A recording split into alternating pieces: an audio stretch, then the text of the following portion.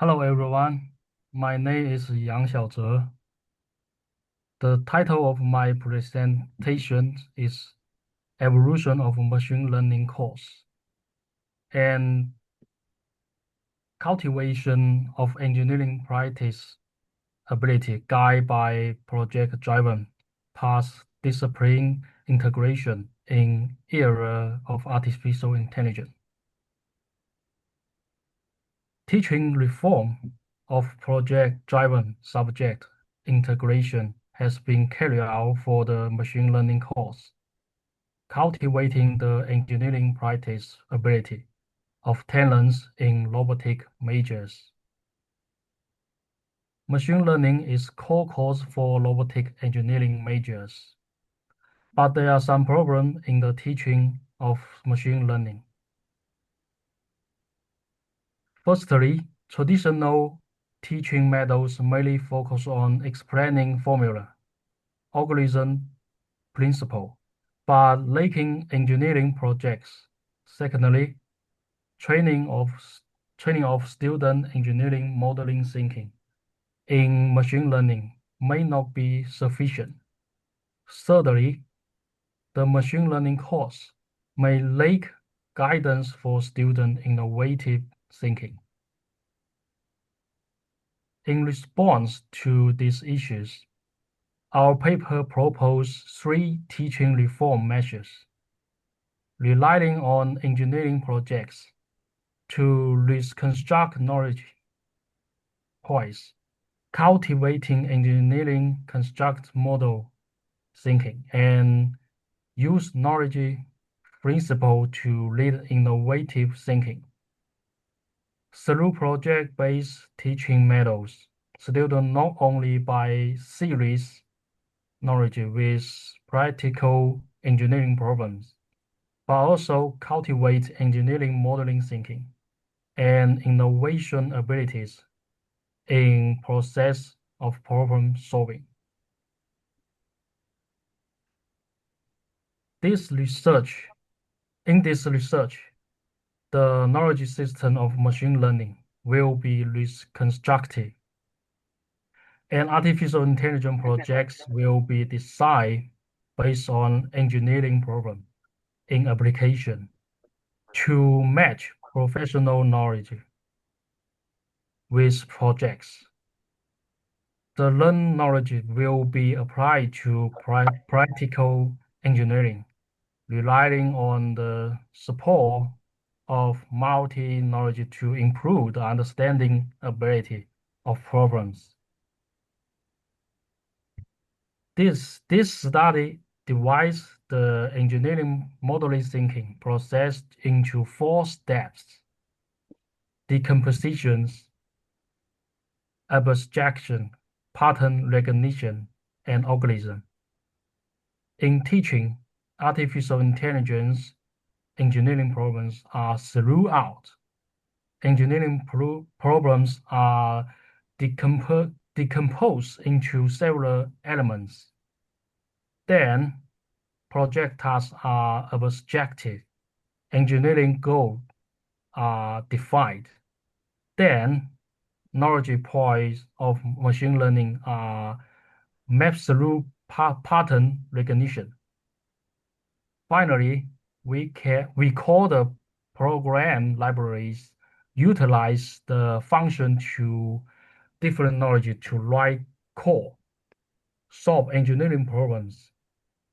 Based on above ideas, integrate engineering modeling thinking into teaching project to cultivate student ability in engineering modeling thinking. Relying on constructivist learning theory, build on foundation, branch out and bridge field to find new insights.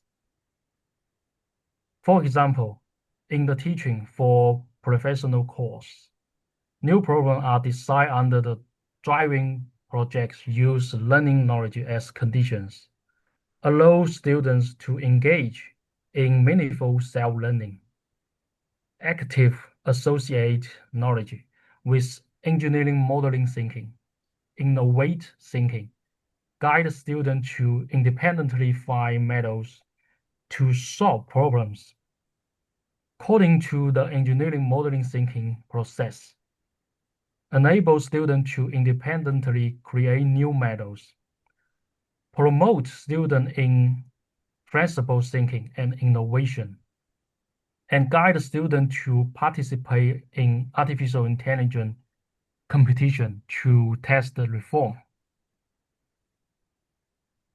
By analyzing the significant difference p-values and effect size column values, the effectiveness of machine learning teaching can be judged from two dimensions: statistical and practical significance.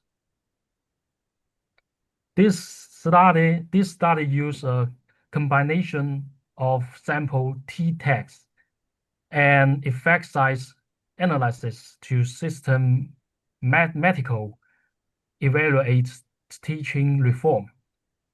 Given the sample size of 39 students in 2021 and 115 students in 2022 in the field of robotic engineering, as well as a, a range and variance of student project grades obtained from machine learning practice, then generate innovate teaching effective data.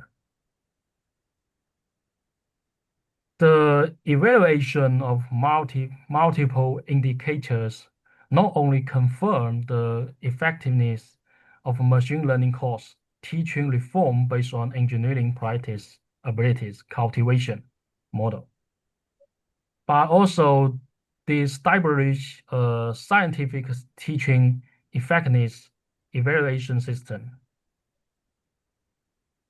providing data support for continual improvements.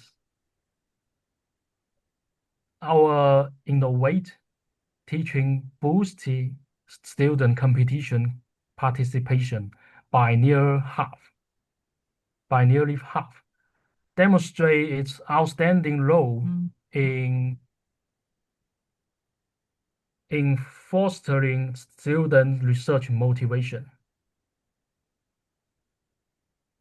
This course reform integrates engineering modeling thinking into machine learning instruction through a project-driven approach and a 4-step training methods cultivating student practical and innovate abilities. Post-reform, students have demonstrated significant improvements in project performance, course excellence rates, and competition participation. The end. Thanks. Okay, Okay. I noticed one who want to ask question. Please. Hey, hello. Hello, Miss Liang. I want to some question for you. I think, how did the apply knowledge to raise independent thinking? Okay, relying on constructivist learning theories. Build on foundation, branch out and bridge field to fire new insights. For example, in the teaching of professional courses, new problems are designed under the driving projects using learning knowledge as conditions, allowing students to engage in meaningful self-learning activities associate knowledge with engineering modeling thinking, innovate thinking, guide students to independently find methods to solve problems. According to the engineering modeling thinking process, enable students to independently create new methods, promote students in flexible thinking and innovation, and guide the student to participate in artificial intelligence competitions to test our reform. Thanks. Okay, you're satisfied? That's good. Thanks. Okay. I don't have any other question at the moment. Oh, thank you. Okay. Okay, stop here for you. And the next one, Okay. please. Next speaker.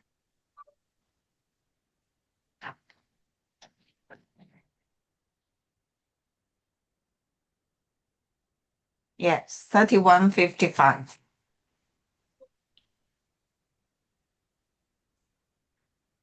Okay, dear ladies and gentlemen. Please share your presentation, your PPT, your slide. Presentation. Yeah, good afternoon. This is Tsai. Sorry. Now you're You speaking. can't see your screen，看不到你的幻灯片。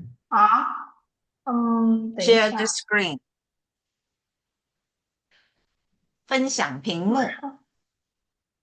我感 Okay. Can you see it? Yes. Okay. Yes, you can start now. Dear ladies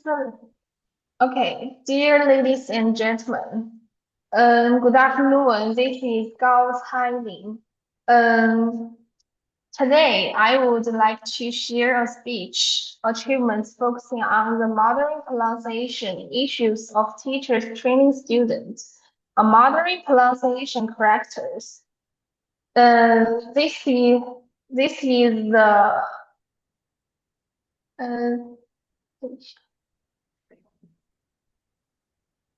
This is the outline of the speech, which is mainly divided into the following four parts. Number one is background.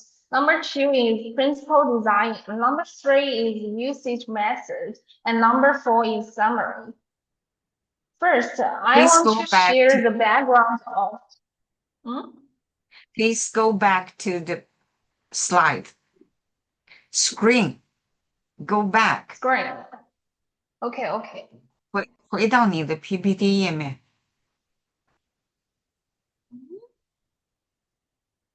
等一下，这出问题了吗？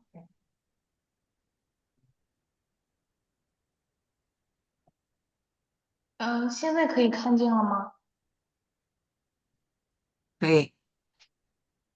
全屏。OK。好的。动画片放映。Okay. First, I want to share the background of these characters. Mandarin is the official language of our country and an important link for cultural inheritance and social communication. However, the reality is that due to the influence of historical, geographical, and dialectical environments, some teacher training students in China have problems of non-standard Mandarin pronunciation.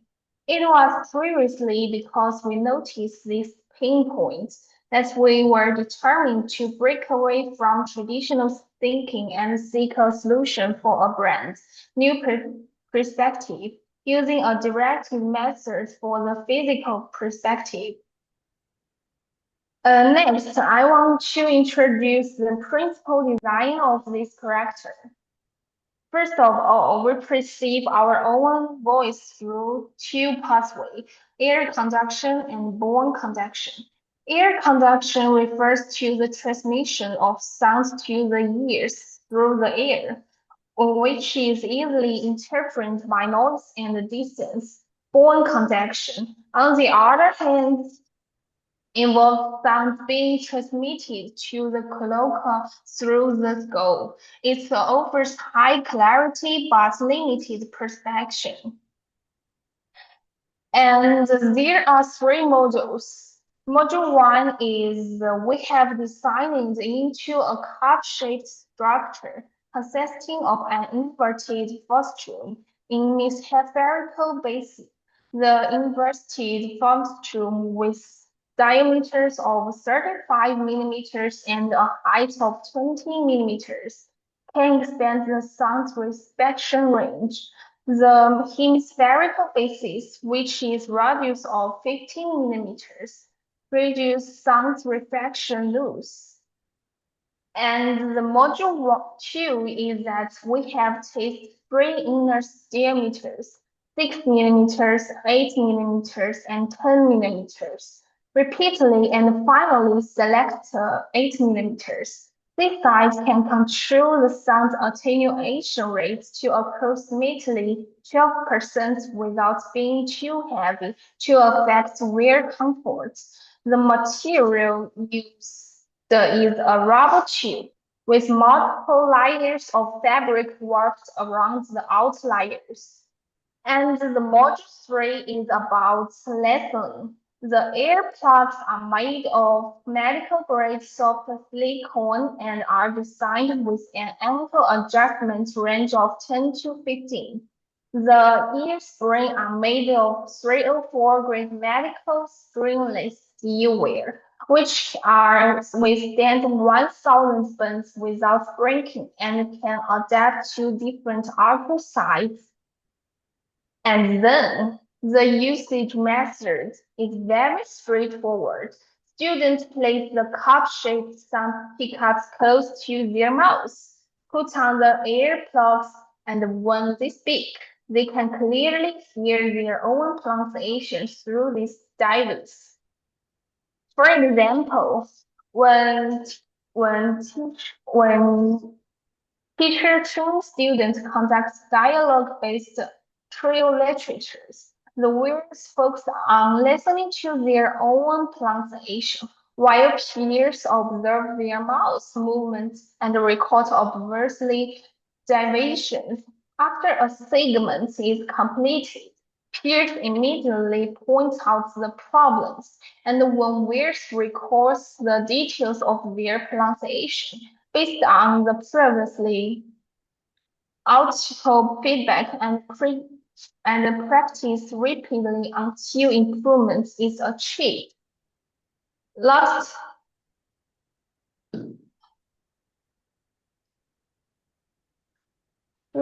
but not least, the core value of this character lies in the breakthrough is methodology. It can not only help teachers train students improve their modeling proficiency quickly, but also provide a low-cost and easy-to-operate tool for the promotion of modeling in dialect speaking areas.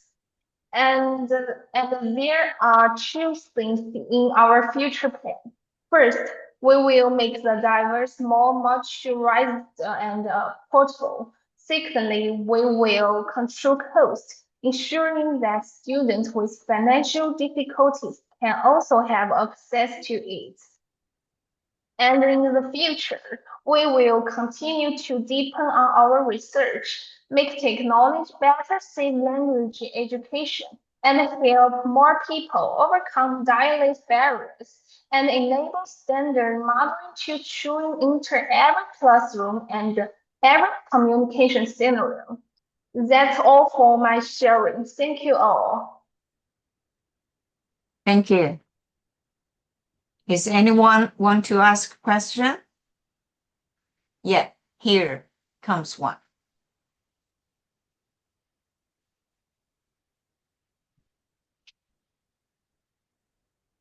Please. No voice. No voice. Can you hear me? Yeah, now we can hear. Okay. You have an outright valuable a cap application you have an outright valuable application scenarios for this device in teachers training classrooms. However, classrooms are complex with the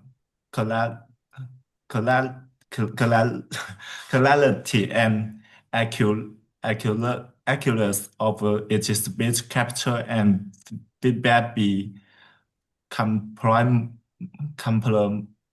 in the noise condition typically found in actual classrooms. Do you understand? Okay. Yes? Yes.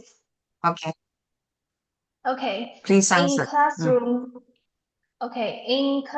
scenarios, we require users to wear the microphone about 5 centimeters from the mouth, prioritizing sound capture and processing near the user's mouth, which effectively suppress most environmental noise.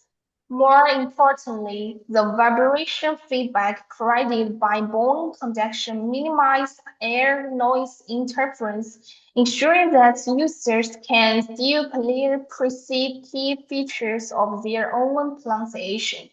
In typical classroom environments, thus enabling effective correction, we acknowledge that extremely noisy environments remains challenging, but this is a priority of future optimization. Okay, that's all. Okay, any more questions? If no, let's invite the next one. Okay. Okay, thank You. you. Stop here. Okay, thank you. Thank you. Okay. The next one we want to invite is Professor Pan Yi, please. Yeah, it's the me. paper number is 31. Oh. It's 3169. Okay.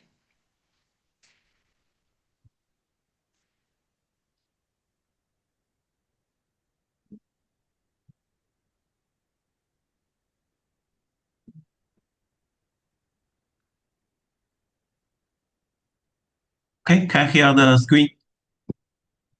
Yeah. Okay. My presentation is design and practice research of logistic virtual simulation laboratory system based on virtual reality technology. My name is Pan Yi from Wuhan Institute of Shipping Technology.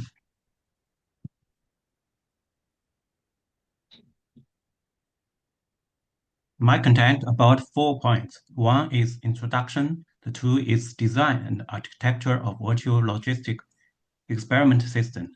And the 3rd is the specific application of VR technology in logistic laboratories. And finally is my conclusion.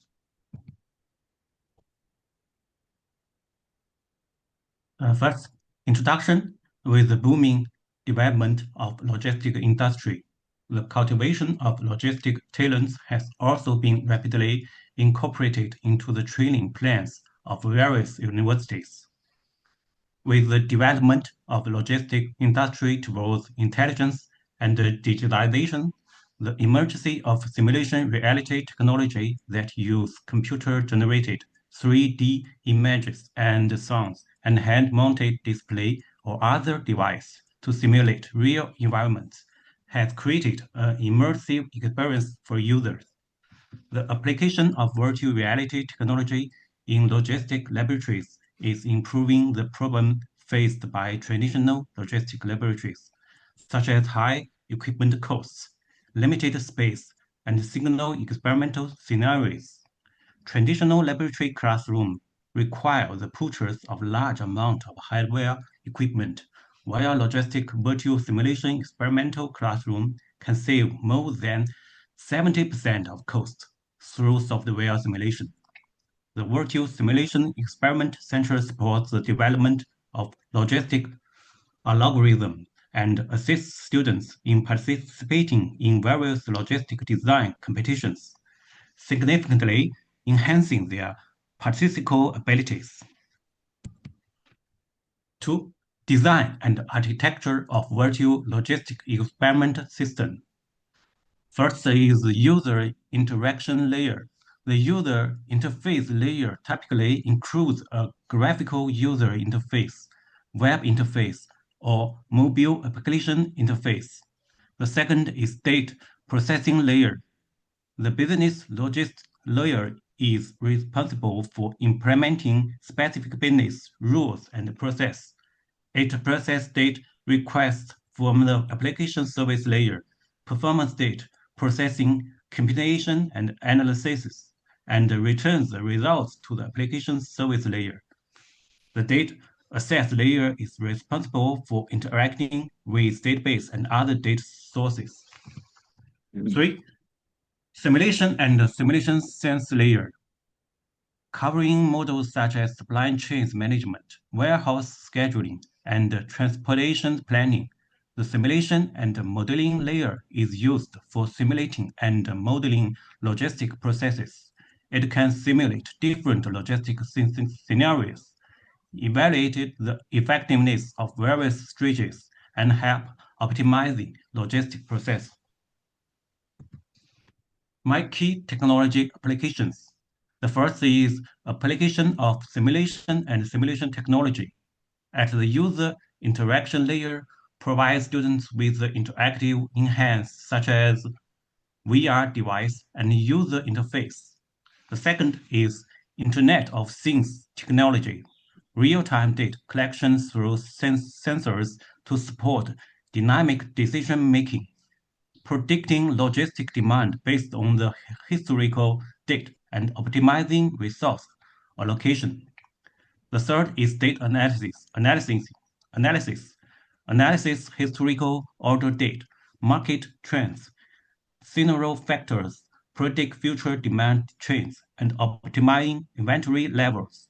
And finally is hardware device application. VR headsets such as Oculus Rift, HTC Vive provide immersive experience. High-performance computer ensures smooth operation and high-quality rendering of VR content. The third, the specific application of VR technology in logistic laboratories. In the construction of logistic laboratories, virtual simulation technology can significantly improve the effectiveness of teaching and training. By simulating real logistic environments and operational process, it helps students and enterprise employers better understand and master various aspects of logistic management. Logistic Equipment Simulator. Logistic Equipment Simulator simulates the operation and functions of various logistic equipment, such as forklifts, conveyors, automated sorting systems, logistic process simulator. The second, simulated logistic process. Students can use VR device for path planning, cost analysis, and transportation scheduling, understanding the advantage and disadvantages of different transportation methods. Students can access inventory and manage goods in a virtual warehouse and understand the best practices of warehouse management. Deliver system modeling. The generation line layout can be represented as a graph structure in the form of nodes and edges, where nodes represent generation device, workstations, and warehouse, and the edge represent logistic channels and handling paths.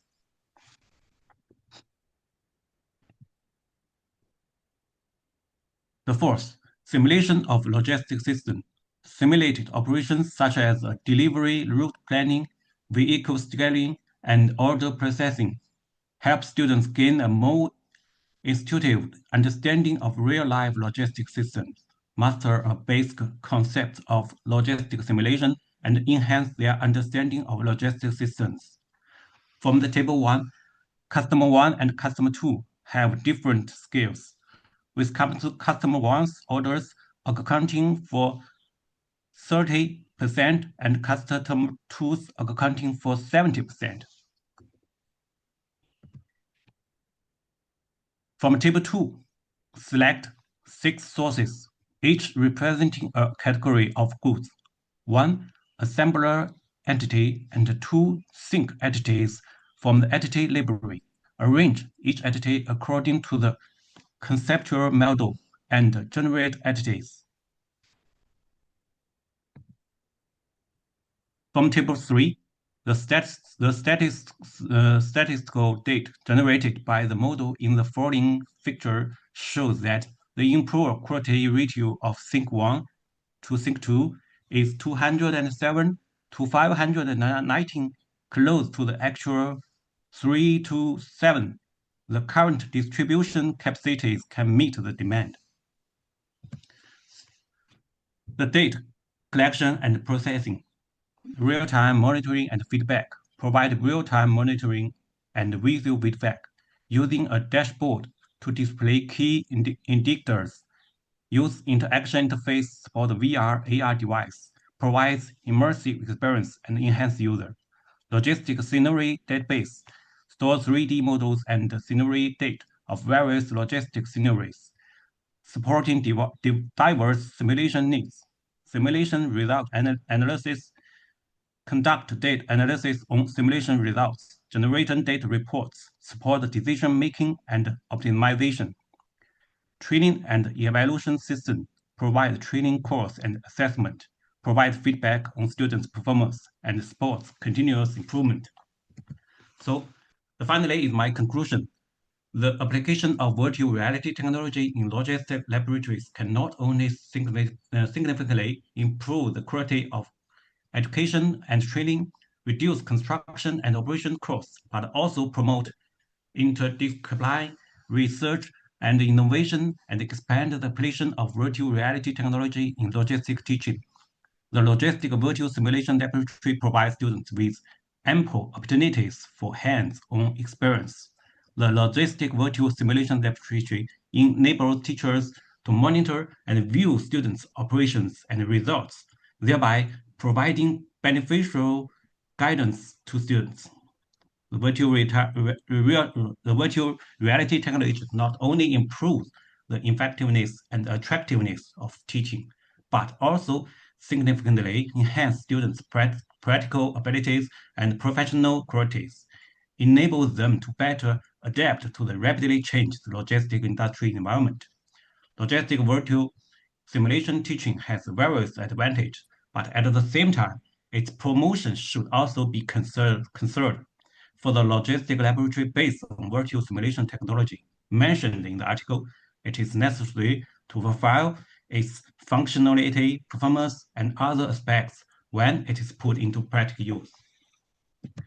Thank you for everybody. Thanks for your time. Thank you. Thank you for your presentation. And I note some, yeah, okay. Someone to ask question? Yeah. Yes. No? Yes. Yeah. Good Okay. afternoon, Mr. Pam. Thank you. I Only one question. Only one question. Thank Okay. you. Okay. The question is, what role does the virtual logistics laboratory play in enhancing students' practical abilities and optimizing teaching resources? Okay. Okay. Thank you for the question. I think the virtual logistic laboratory reconstructs the logistic teaching scenarios through digital technology and become the key area for the cultivation of practical abilities and optimization the optimization of teaching resource. Its core value is reflect the following dimensions: the innovation of practical ability cultivations, including immersive scenario training with VR technology to enhance the efficiency of skill acquisition. Through the simulation training of thematic difference factor, its cultivation students' ability in transportation network planning and multimodal transport coordinations. The breakthrough in the optimization of teaching resource covers the resolution of cost and space constraints, as well as the sharing of resources and integration of knowledge. That's all. Thank you. Okay. Okay. Thank you both for presentation, for asking and answering. Thank you. Stop here. And next one, let's invite the presenter paper 3139. Okay, I'm here. Yeah, please show your Okay, PowerPoint. can you see the screen? Can you see the screen? Wait a minute. It's in the process of opening. Okay, now we see. Okay. Okay. And in the full Okay, good screen. afternoon, anyone. Yeah. Okay. Yeah. Yeah, can you see? Yeah, you can start. Good afternoon, everyone. Good afternoon, everyone. My name is Lao Gaoyue. I'm coming Nanning University. Today, I will present our research on university physical teaching reform. The title is PBL-based university physical blended learning, driven by stimulus response reinforcement, cognitive learning theory, a case study of thin field interference. Okay, let's overview the agenda. We will cover abstract introduction, reform necessity, design, implementation, effect, conclusion, and reference. The focus is how SRR series drives PBL planned learning. Our study targets university physical problems. We build a planned PBL models using SRR problems as stimulus, student activities as response, teacher-student collaboration as reinforcement. It's motivation, knowledge transfer, and abilities, offering reference for regional universities. Introduction. First, blended learning combines online and offline streams. Online expands space. Offline strengthens interaction, improves teaching control and quality. PBL-based planned learning centers on problems and students, aiming for outcome-oriented talent training. Our theoretical basis is cognitive learning theory. Learners build cognitive structure, gaining set, intrinsic motivation, sustains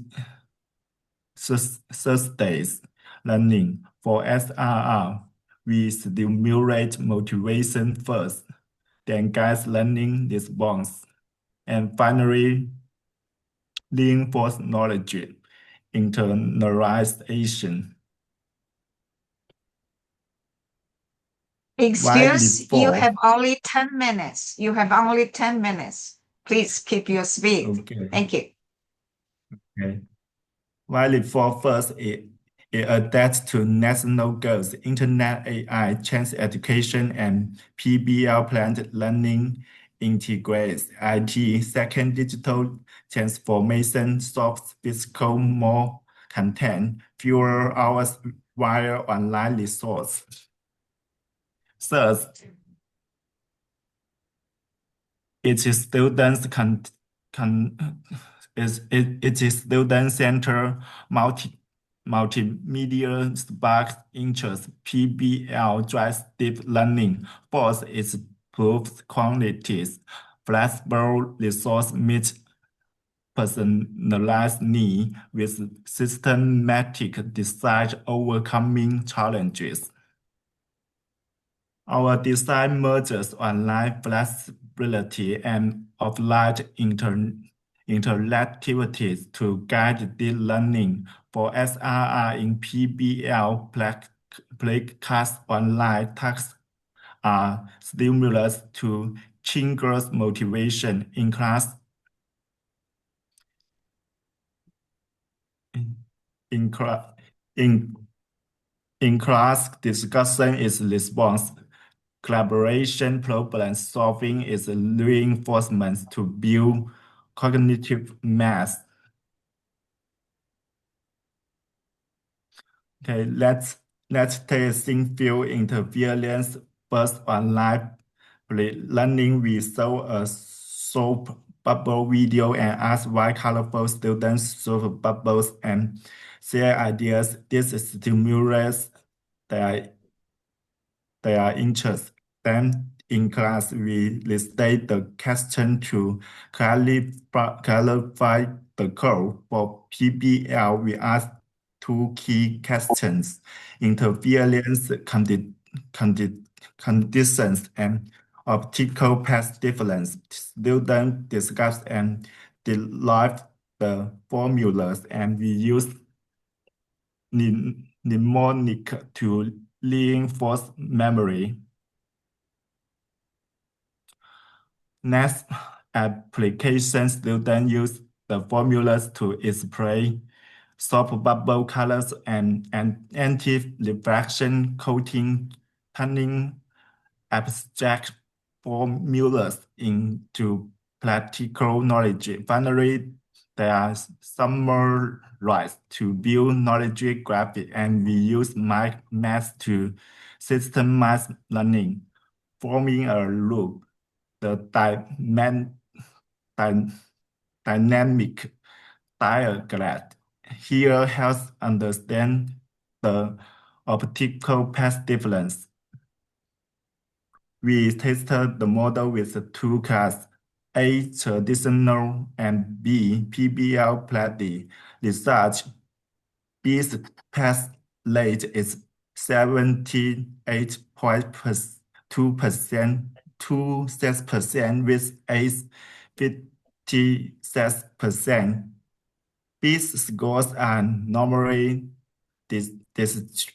distribute with more students in 16 to 79. This proves SRR works. Also, B students spend 65 minutes online and interacted 2.1 times, showing deep learning. A month later, B scores 15.2 with A's 11.5. There are self-assessment B list in autonomous learning 4.4 with 3.0 and teamwork proving long-term effects. We use a 40% process plus 16 exam system, sets indicators, attendance, group interaction, engagement, and self-study kids cognitive level. This avoids a traditional single exam bias, reflecting learning comprehensively. Okay, our models SRR plus PBL plus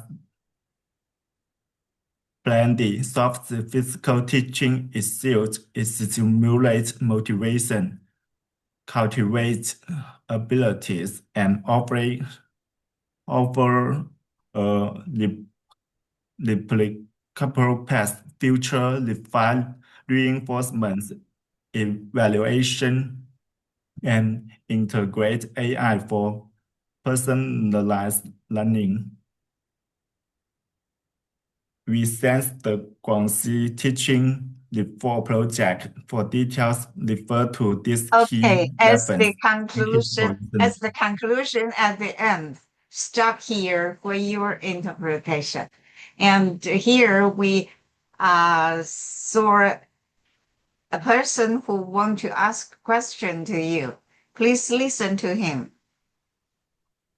Okay. Okay.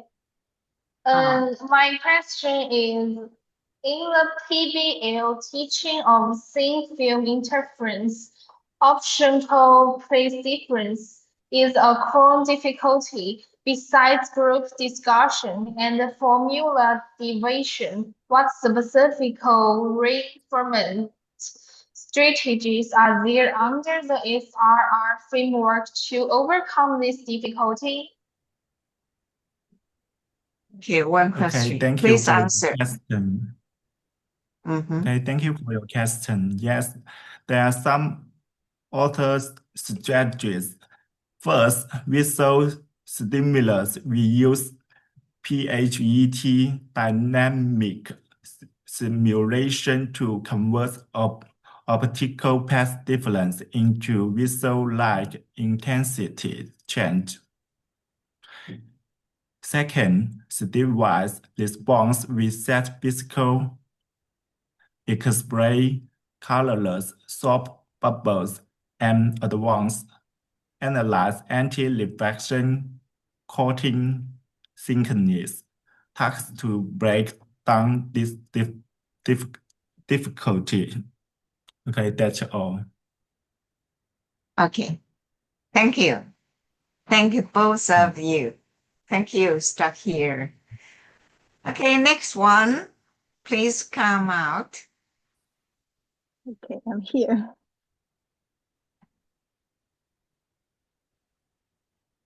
Next one is the paper 3145.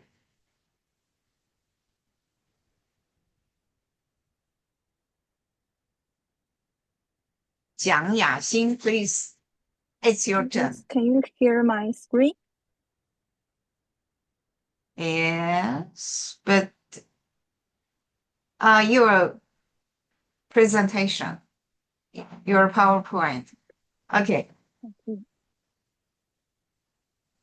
Okay, hello everyone. It's a great honor to be here to share my research. I'm Yaxin Jiang from Wuhan University of Technology. This presentation is based on my research under the guidance of Professor Haifeng Yang. Today, I will share our study on the generative AI-assisted second language writing instruction, effectiveness, validation, and learners' perceptions.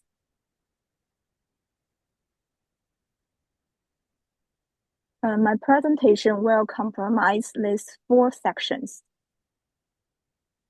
We all know that generative AI is rapidly transforming education, and second language writing is a particularly fertile ground for its application.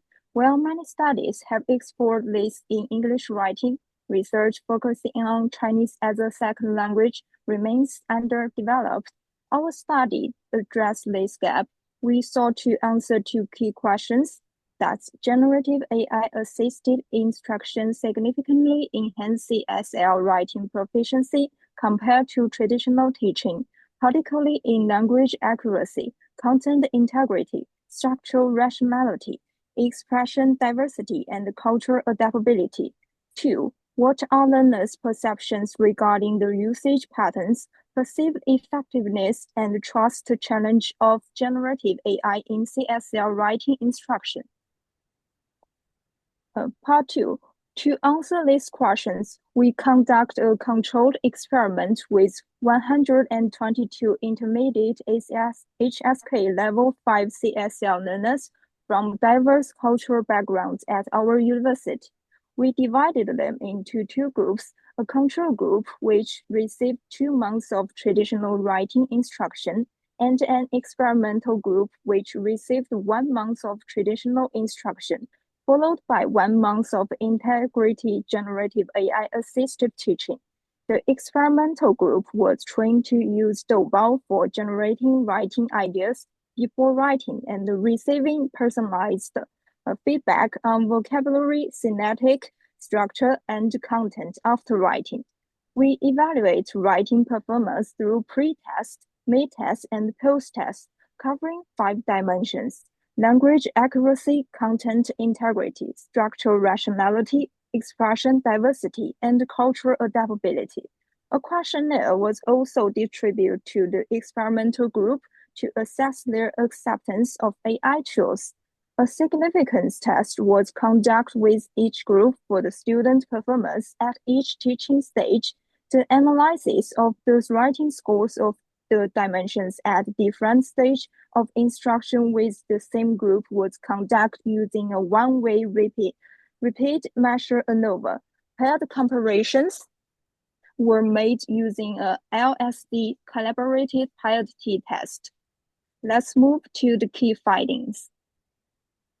The test scores of the control group and the experiment group at different teaching stages are shown in Table 1, and the results of the ANOVA are demonstrated in Table 2 and Table 3.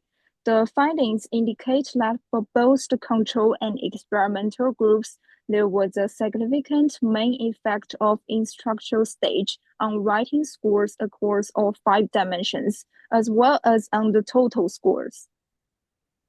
The LSD paired t-test showed that the control group had a significant improvement in performance after 1 month of traditional teaching compared to before the start of teaching, and the control group had a significant improvement in performance after 2 months of traditional teaching compared to 1 month of traditional teaching. The result of the experimental group after 1 month of traditional teaching showed a significant improvement compared to before the start of teaching.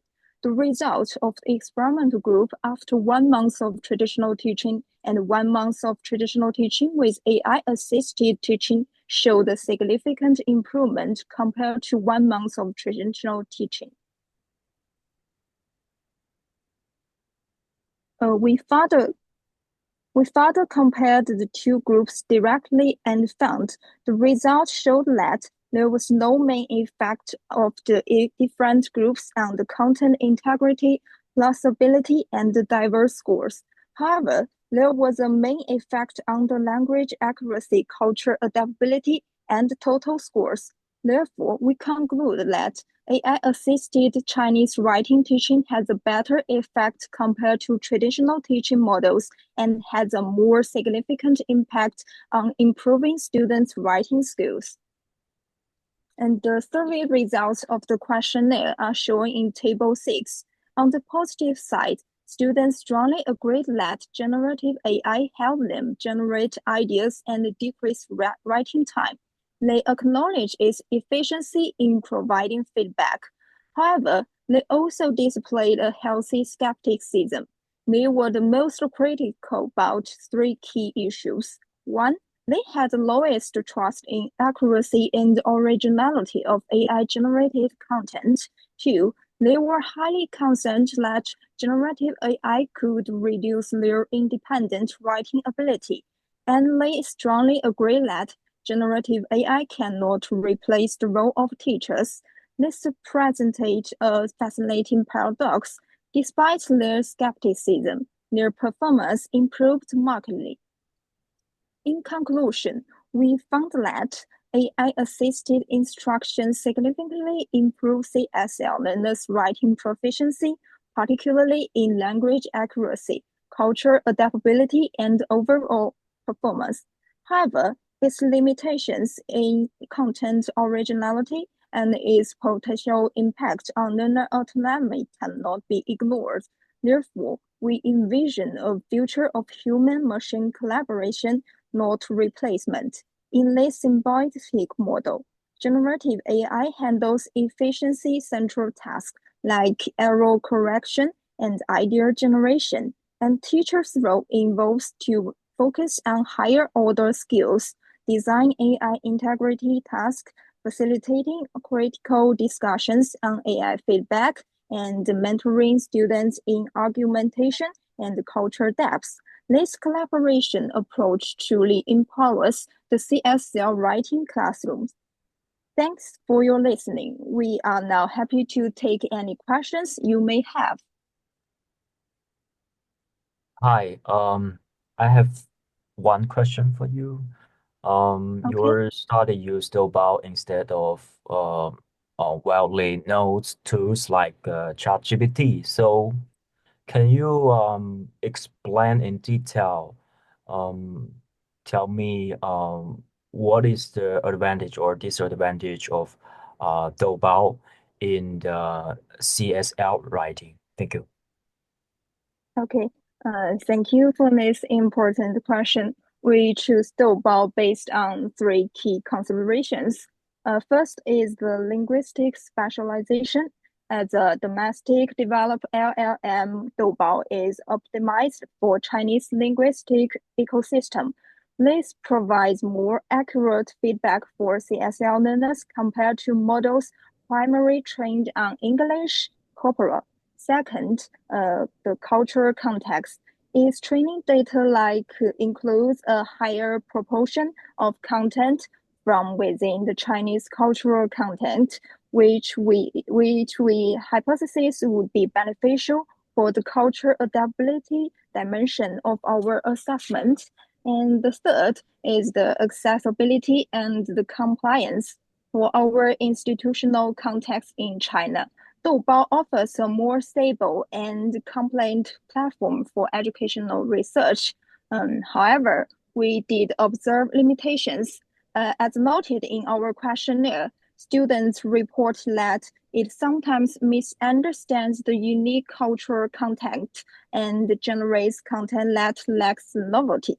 This suggestion that while Doubao is strong in general Chinese proficiency, its ability to handle the subtle cultural nanos and generate truly creative content for academic writing is still evolving.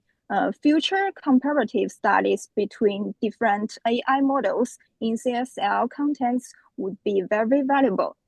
This is my response to the questions. Thank you. Thank you. Thank you for your answer. Thanks. Okay. Thank you. Thank you for your good presentation and good discussion.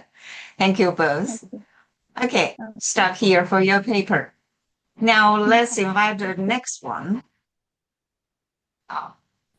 Paper Okay. Can you hear me? 31 is Can you hear me? 3165. Yes. Okay. Yeah.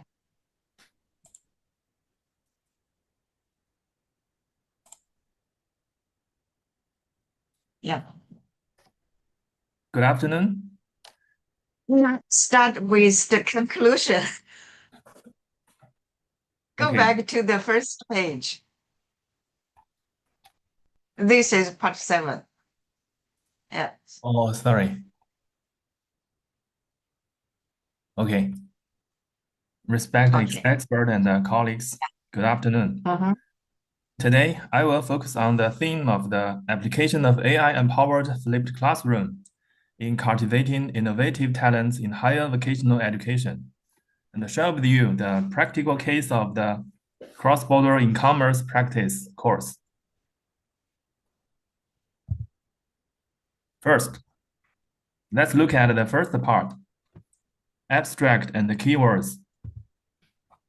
Against the background of artificial intelligence plus education, AI-empowered flipped classrooms have been deeply integrated with information-based teaching, playing a crucial role in enhancing students' skills, fostering innovative thinking, and cultivating entrepreneurial awareness. Our research focuses on the pain points in the cultivation of innovative and entrepreneurial talents in cross-border e-commerce in higher vocational colleges. Take the cross-border e-commerce practice course as carrier. We explore the implementation path of AI-empowered flipped classrooms from 5 dimensions, including content, recommendation, reconstruction, and resource development. Ultimately, we hope to provide reference experience for talent cultivation in similar courses. The core keywords including vocational education, cross-border e-commerce courses, innovation and entrepreneurship, AI empowerment, and flipped classroom, which are also the core scopes of our research. Next is the introduction part, which mainly unfolds from three aspects. Firstly, the global trend of AI in education. Currently, AI plus education has become a global consensus. It can not only support the construction of diverse interdisciplinary teaching models, but provide personalized resources and learning paths by analyzing students' learning data. For example, it can recommend specialized exercises for students' knowledge wellness, or adjust the difficulty of courses according to their learning pace, truly realizing teaching students in accordance with their aptitude. Secondly, the value of flipped classroom in vocational education as a typical model adapting to the digital education ecosystem. Flipped classrooms, with the support of AI, have formed a two-stage system of pre-class intelligence guidance plus in-class, in-depth interaction. This breaks the time and space limitations of traditional teaching. Students can independently learn theoretical knowledge before class, while the classroom focuses on practical operations and in-depth discussions, significantly improving the efficiency of knowledge internalization.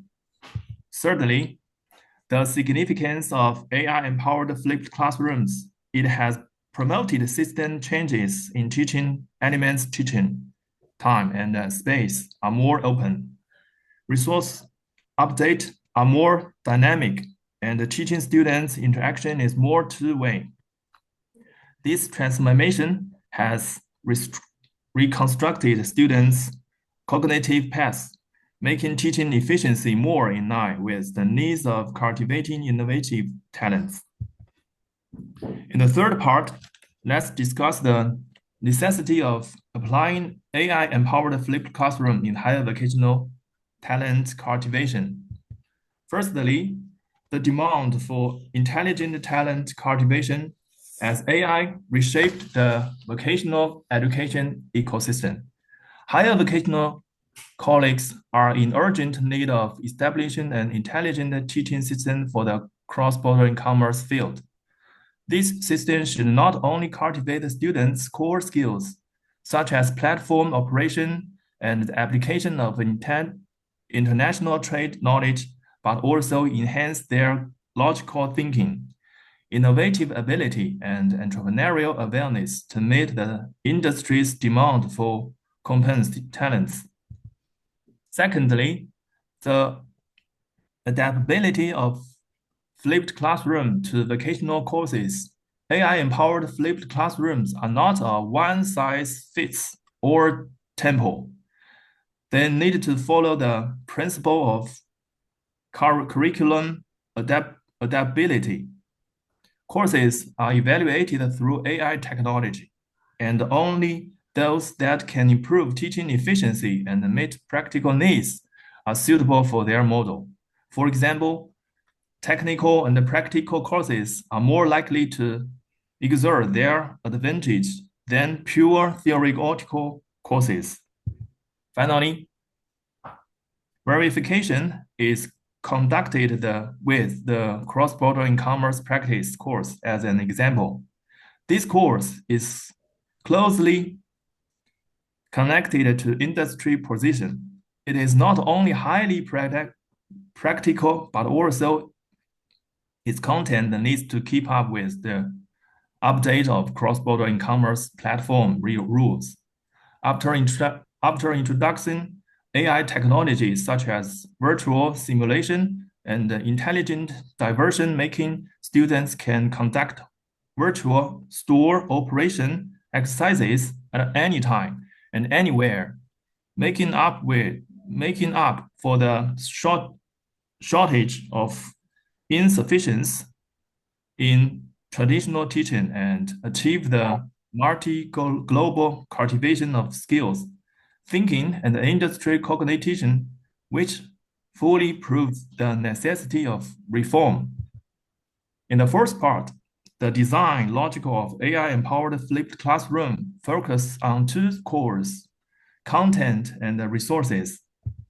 In terms of the reconstruction of teaching content, guided by intelligent design, we use knowledge graph technology to granularize the course into micro knowledge units. For instance, the cross-border e-commerce practice course is divided into modules such as product selection, platform operation, and consumer service.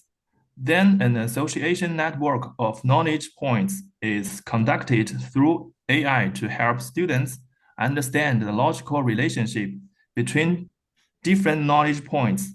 And at the same time, machine learning is used to diagnose students' learning situations, reasonably dividing the content for pre-class self-study and in-class discussion, and solving the problems of course task granularly and poor dynamic adaptability in traditional courses.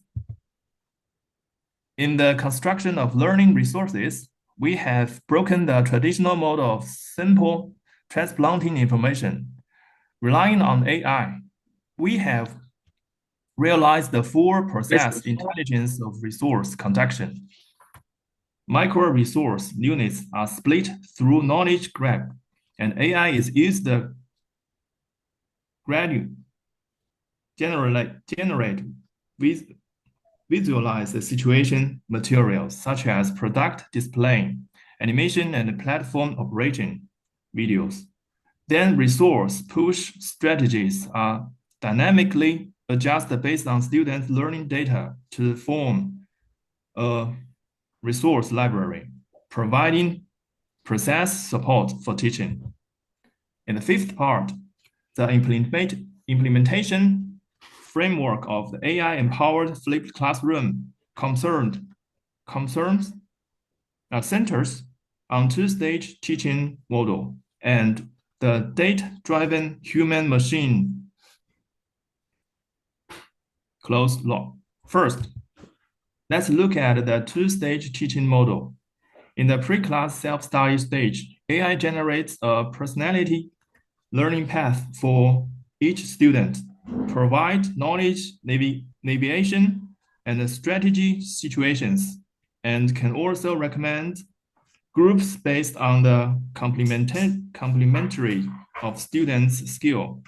Teachers monitor students' learning progress in real time through the AI platform, and the system also set up tasks such as the storm operation challenge to simulate students' learning in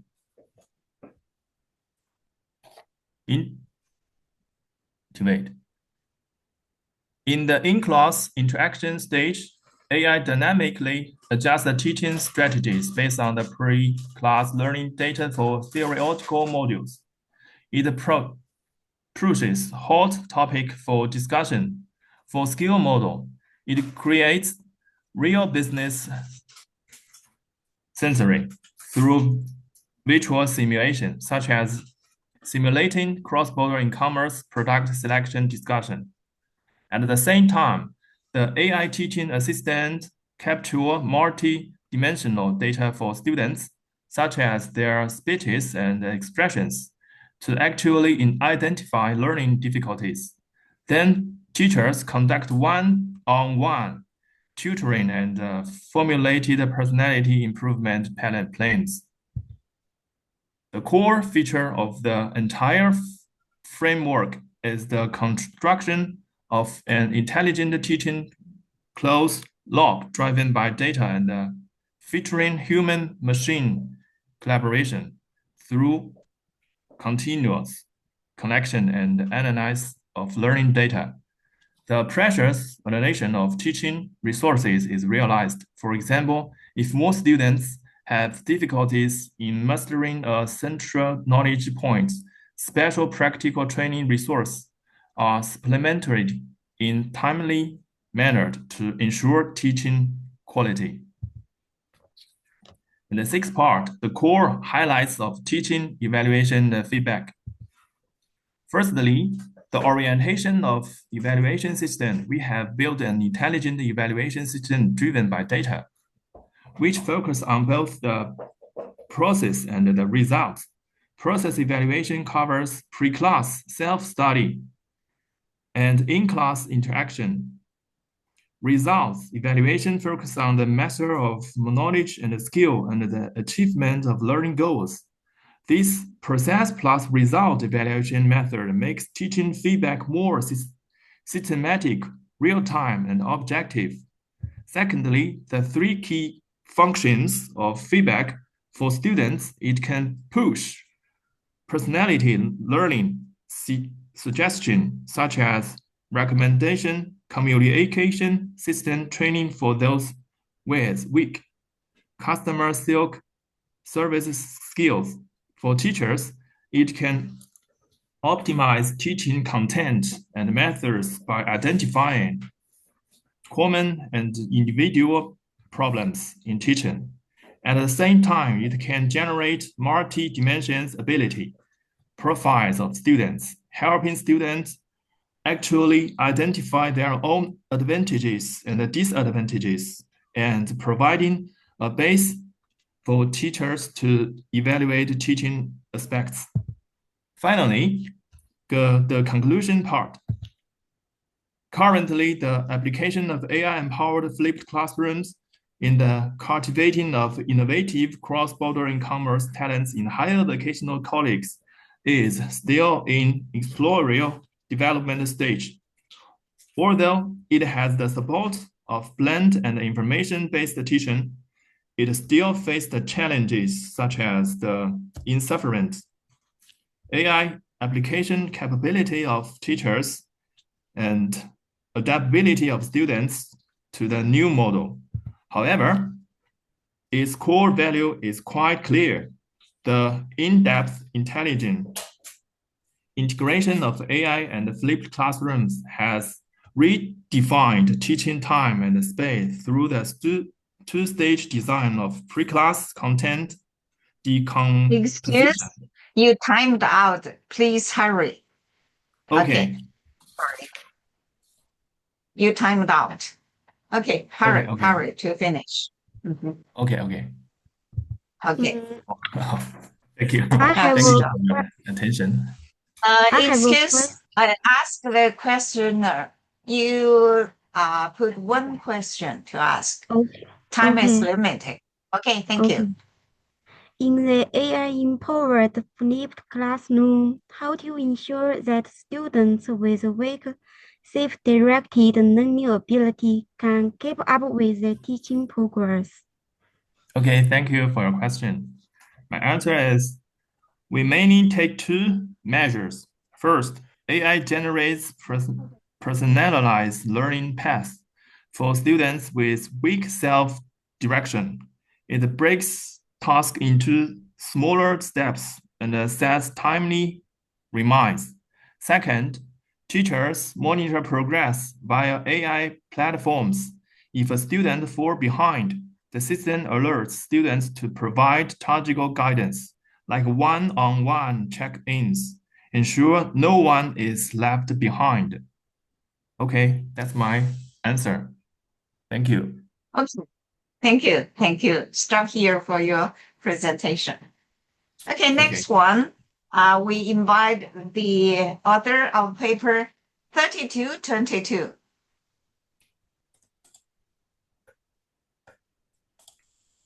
Hello, can you see my screen? Yes, we can see. Okay, thank you.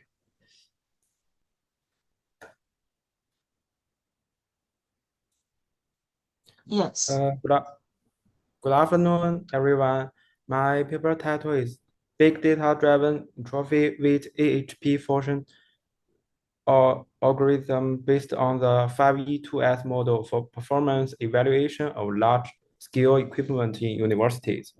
I'm the presenter, Zhang Shengzhuo, and my co-authors are Zhang Lei and Gu Tingting. I will present my report from 4 aspects: background, research method, empirical analysis, and the research conclusions.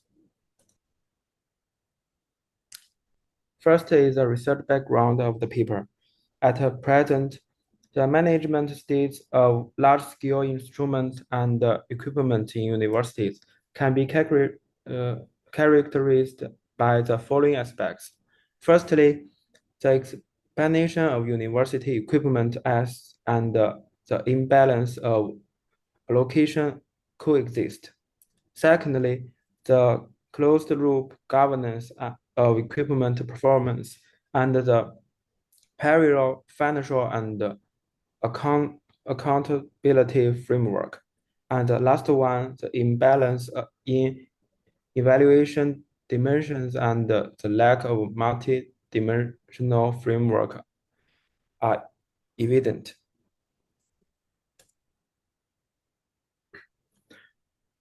The second part is the research method. This paper proposes the 5E2S evaluation model, which includes economic efficiency, effectiveness, equity, eco-sustainability, sharing, and smart empowerment.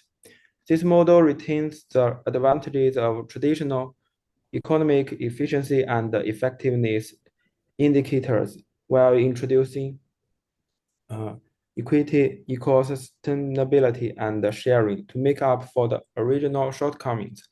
It focuses on the state of end-of-life equipment, innovates the dynamic evaluation mechanism, and relies on smart empowerment to achieve predictive maintenance, digital twins, and intelligent scheduling. This significantly improves equipment operation efficiency and management level, reduced maintenance costs, enhances reliability, and extends service life, providing support for the modernization of university equipment management. The specific evaluation system is shown in figure.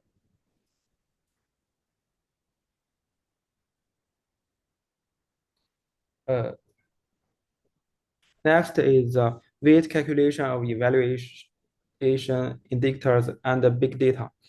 This study introduced a big data-driven entropy weight AHP for an algorithm to achieve scientific and dynamic adjustment of indicator weights. The algorithm with big data analysis at its core automatically creates the weight of indicators by real-time monitoring of equipment operation data, such as machine time utilization, failure times, maintenance costs, and scientific research output. In implementation, data is first collected and pre-processed. Then weights are calculated and dynamically adjusted to ensure that the evaluation system always reflects the actual operation of the equipment, enhancing the scientific nature and adaptability of the evaluation. In this paper, we first apply the proposed weight calculation method to obtain the weights of 7 primary indicators and their corresponding secondary indicators.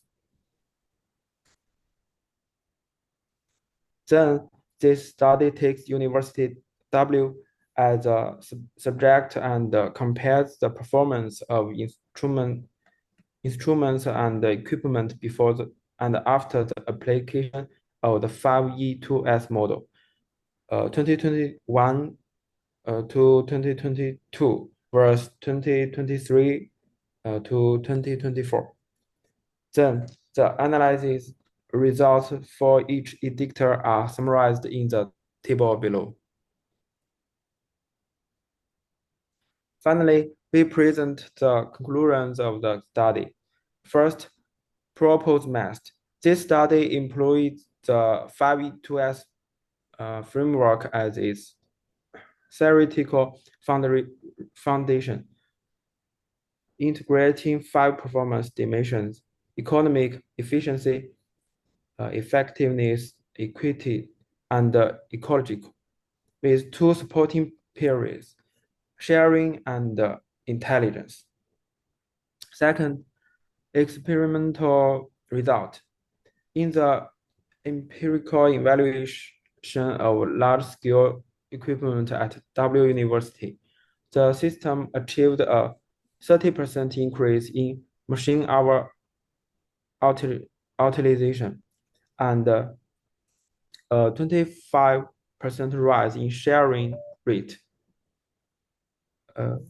22 reduction in investment payback period, and then this demonstrates the model's significant effectiveness in enhancing performance, optimizing allocation, and reducing risks. Last, future work.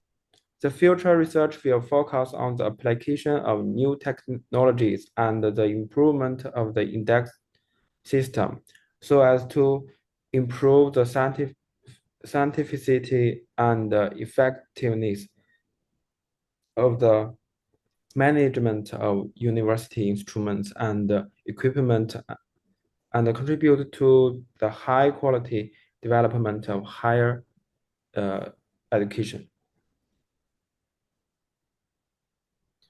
That concludes my presentation. Thank you, everyone. Thank you. Anyone want to ask question? Okay, here.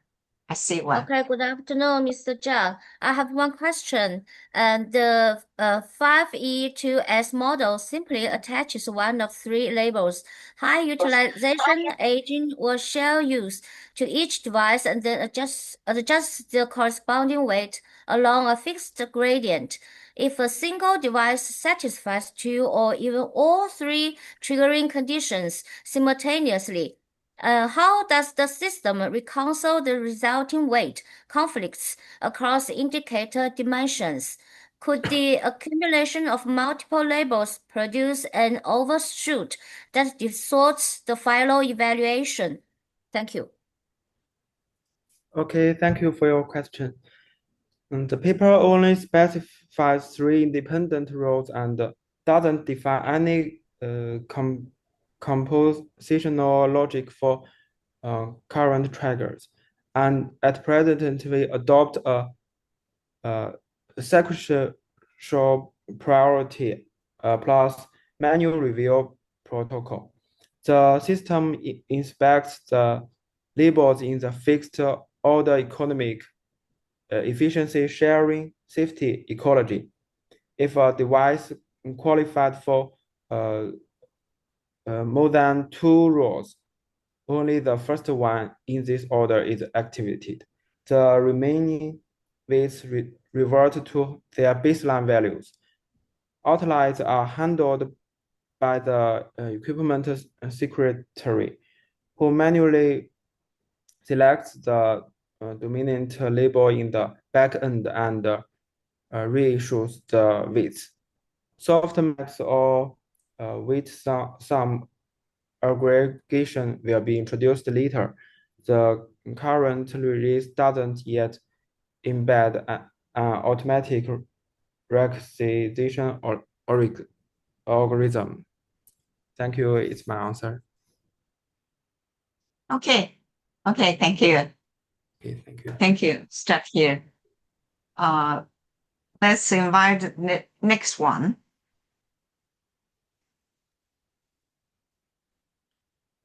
$31.97. 97. Sorry. Yes, 92. Yeah, 3192. Okay, thank you. Okay. Can you see my slide? Yes, now. Okay. Dear everyone, Yeah. my name is Chen Xiaoshi. My research topic is Reformation of International Trade Course Assist by AI based on housing platform. Here is the outline. Introduction. With the rapid advancement of technology and deepening of economic globalization, AI has attained considerable maturity, and its applications have permitted diverse disciplines. As a political driver of economic development among nations, international trade occupies a pivotal role within the global economic system. As one of the world's largest trading nations, China is actively advanced the Belt and Road Initiative. This initiative enhances economic collaboration with participant countries and fosters synergistic regional economic growth through infrastructure development and trade expansion. Today's international enterprise is closely demand versatile professionals equipped with interdisciplinary knowledge, technical application skills, and a global perspective. There is an urgent need for a large number of applied talents who possess both solid professional theoretical foundations and practical skills. Therefore, higher education institutions must urgently undertake comprehensive reforms and innovation in the teaching philosophy, content methods, and practical components of the international trade curricula. This will effectively enhance students' comprehensive capabilities, means the scientists involving demands for talent, and propel international trade education toward high-quality modern development. However, insisting research on the reform of international trade course remains relatively mixed. Most studies concentrate on conventional topics such as curricular design or case-based instructional methods, often lacking systematic theoretical exploration and empirical validation regarding the integration integration of emerging technologies like AI into teaching practice. In particular, interest in constructing digital teaching environments, applying intelligent assessment tools, and exploring human-machine collaborative teaching models remain notably under development. To tackle these challenges, this study leveraged the housing platform to establish an AI-assisted teaching model for the international trade course. Problems in the teaching of international trade, according to the relevant literature, scholars generally believe that the current teaching process of the international trade course mainly insists the following aspects: unscientific orientation of teaching objectives and lack of student teacher. Traditional teaching is based on teachers' theoretical lectures and classroom-less practical hands-on operation for students. Single teaching method and insufficient training of practical skills. Application of AI in the teaching of international trade course based on housing platform. And expansively class in class and post-class phase. The pre-class phase concentrates on intelligent guidance and personalized learning. Lecturers follow pre-lecture course, case studies, and other lessons leverage AI to generate learning tests and questions lists to students' cognitive levels. Students engage in self-dialectic review based on intelligent recommendations with the system automatically changing learning behaviors. The in-class phase emphasizes intellectual collaboration and AI-assisted decision-making. During the class, students engage in discussion, concentrating on AI identify key issues.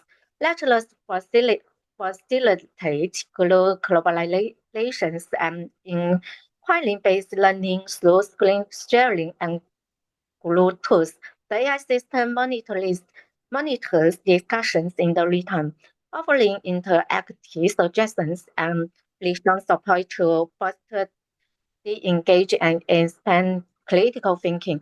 The post-class phase focuses on practical and expand and reinforcement and outcome conversions through the intelligent platform.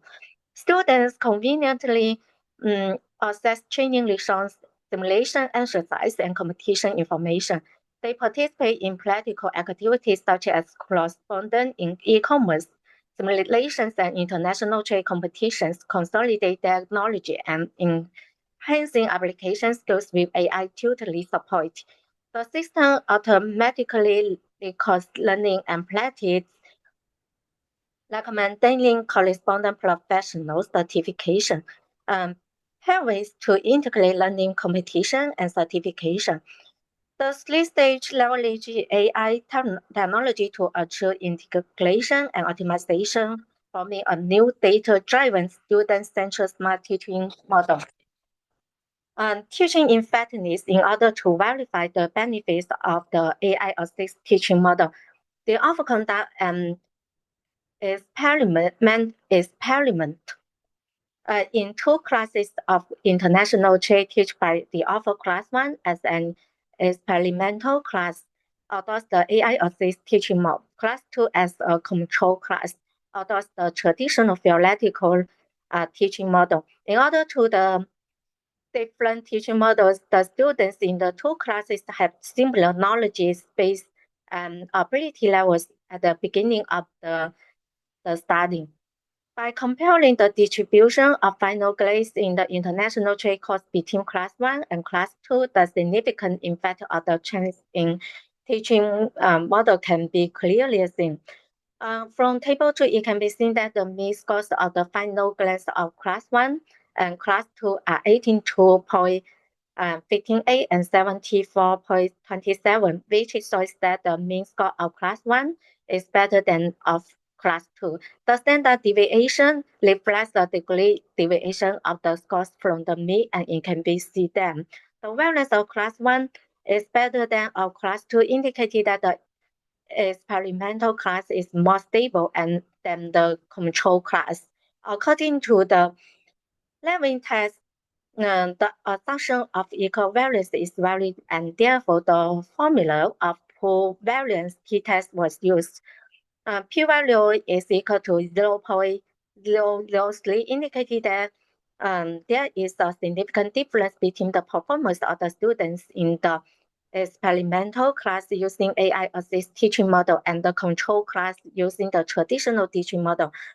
According to the results of independent sample t-test, the final grades of the experimental class was significantly higher than those of the control class, and the effect size coincidence is equal to 0.69, is a median effect size, which indicated that the teaching reform is effective.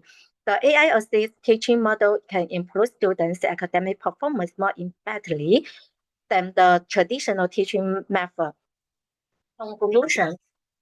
The AI-assisted teaching fits the current learning characteristics and needs of students. The model provides students with more opportunity to analyze problems, collect information, and explore solutions independently, which is conducive to the simulate learning initiative and motivation and cultivate comprehensive abilities such as problem solving, classroom expression, and teamwork.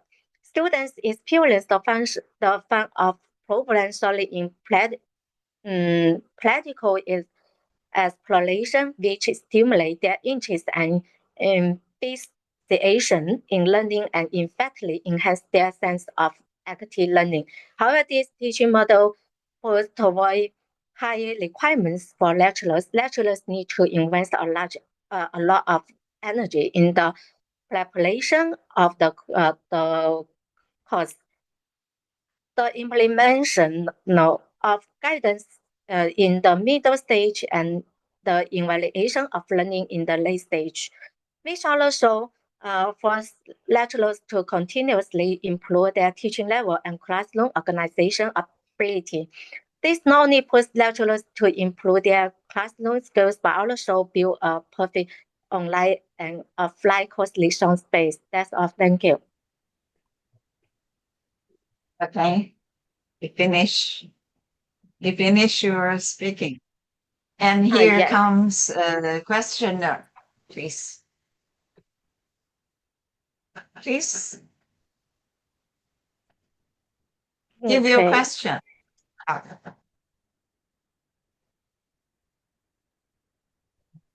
Can you hear me? Yes. Yes. Yeah, we can hear. We are Oh. waiting. Thank you. Thank you. My question is, what methods did the paper use to verify the effectiveness of the AI assistant teaching model?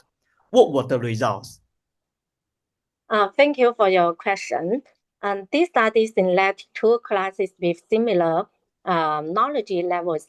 The experimental class ordered an AI-assisted teaching model, while the control class used the traditional teaching model. Both classes were assessed using the same final exam, and independent samples t-tests were conducted to compare the scores of the two classes. The results showed that the experimental classes average score 15A was significantly higher than that of the control class. And p-value is equal to 0.003 less than 0.01, indicating that a statistically significant difference. Cohen's then D is equal to 0.69, which is considered a medium effect size, suggests that the AI teaching model has a substantial effect to improving student performance. Additionally, the score distribution was more concentrated with noticeable increase in the proportion of high scores, indicating that this model has a significant advantage in enhancing overall learning outcomes. Thank you for your question. Thank you. Thank you. Thank you both. Stop here. Now the next one is the paper 3197. Okay. Okay. You have 10 minutes. You have 10 minutes, please. Okay. Thank you. Uh-huh. And good afternoon, everyone. I'm Yang Qingming. It's a great honor to present my paper here today. And the title of my research is a study on the formation mechanism of employee care commitment driven by vocational training. And next, I will walk you through the key content of the study, including its introduction, research hypothesis, participants and method, statistic and result, and conclusions. Let's start with the research background. In recent years, the rapid evolution of AI and the growing uncertainty of the global economy have caused large-scale changes in the workplace. Organizational commitment is declining, while care commitment becomes more critical. However, exciting research rarely links care commitment to organizational practice like vocational training. So our key question, how does vocational training certain sustainable human resource management boost care commitment?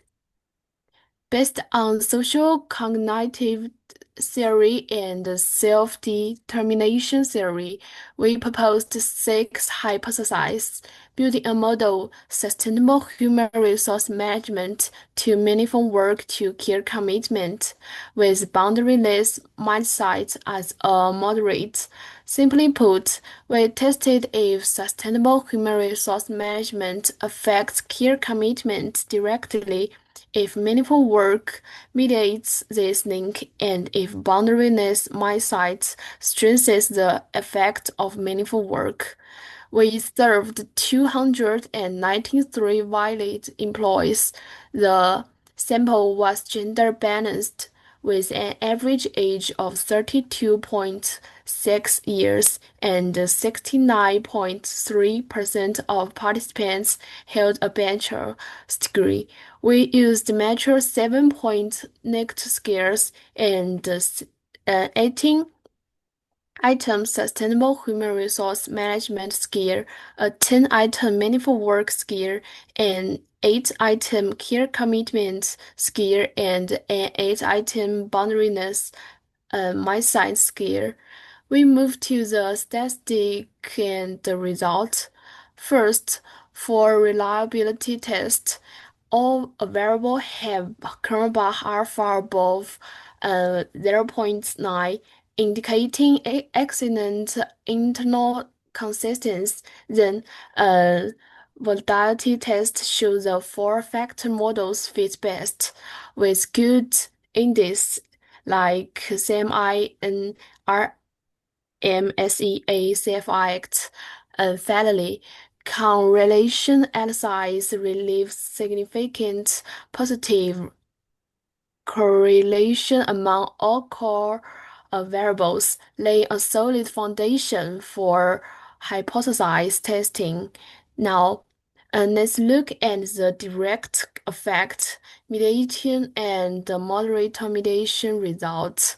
And for the direct effect test, sustainable human resource management and meaningful work both positively predict care commitment. The mediation effect test shows that meaningful work practically mediate the relationships between sustainable human resource management and care commitment, accounting for 73% of the total effect. And finally, the moderate mediation test indicates that boundaryless mindsets moderate the indirect effects, with the mediation being strong for those with a high boundaryless mindset. To conclude, our study draws three key findings. And first, sustainable human resource management, especially through systematic vocational training and labor rights protection, positively boosts employees' care commitment by strengthening their professional identity. Second, meaningful work acts as a mediator when employees preserve organizational practice, supporting their growth. It fosters a sense of meaning and drives care commitment. Third, a boundaryless mindset strengthens the effect. Employees with such a mindset are more purpose-driven and seek growth opportunities actively, and thus develop stronger care commitment. Finally, let's discuss limitation and future research. The study has some limitations.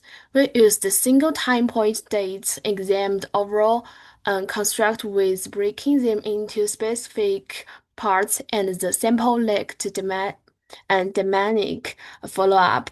For future work, we suggest employing our other mediating magazine, investigating in additional moderating variables, and conducting cross-cultural comparison to make the finding more widely applicable. And that's all. Thank you for your attention, and I welcome the question. Thank you. Here comes the one you are waiting. That's Yang Shiwei. Please present your question. Oh, okay, can you hear me? Yes, yes. Okay. I have some questions. Your findings suggest that organizations should implement sustainable human resource management and vocational training. How can companies, especially small and medium-sized enterprises with limited resources, effectively apply your recommendations without incurring high costs? Okay. We believe that sustainable human resource management is not only about large-scale investments, but about strategic mindset. And for small and medium-sized enterprises, a low-cost practice can include first, partnering with online platforms for low-cost or free vocational training, and second, setting up systems where employees can switch roles and learn from each other.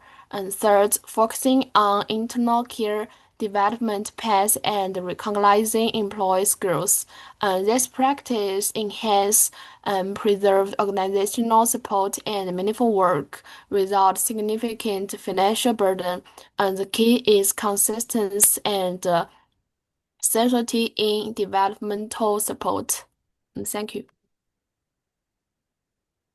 Okay, thank you. Another question. Boundaryless mindset strengthens the relationship between meaningful work and career commitment.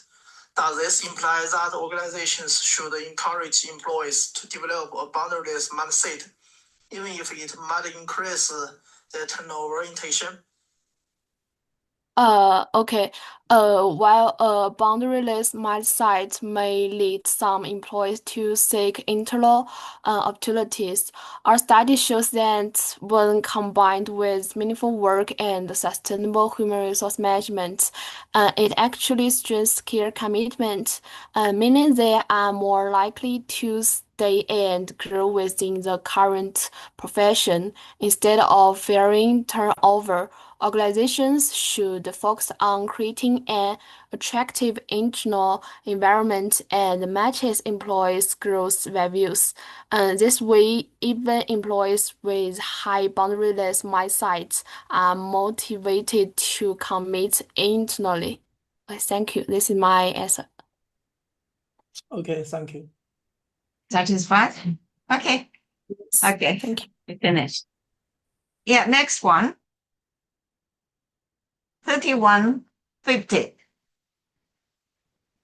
Yes.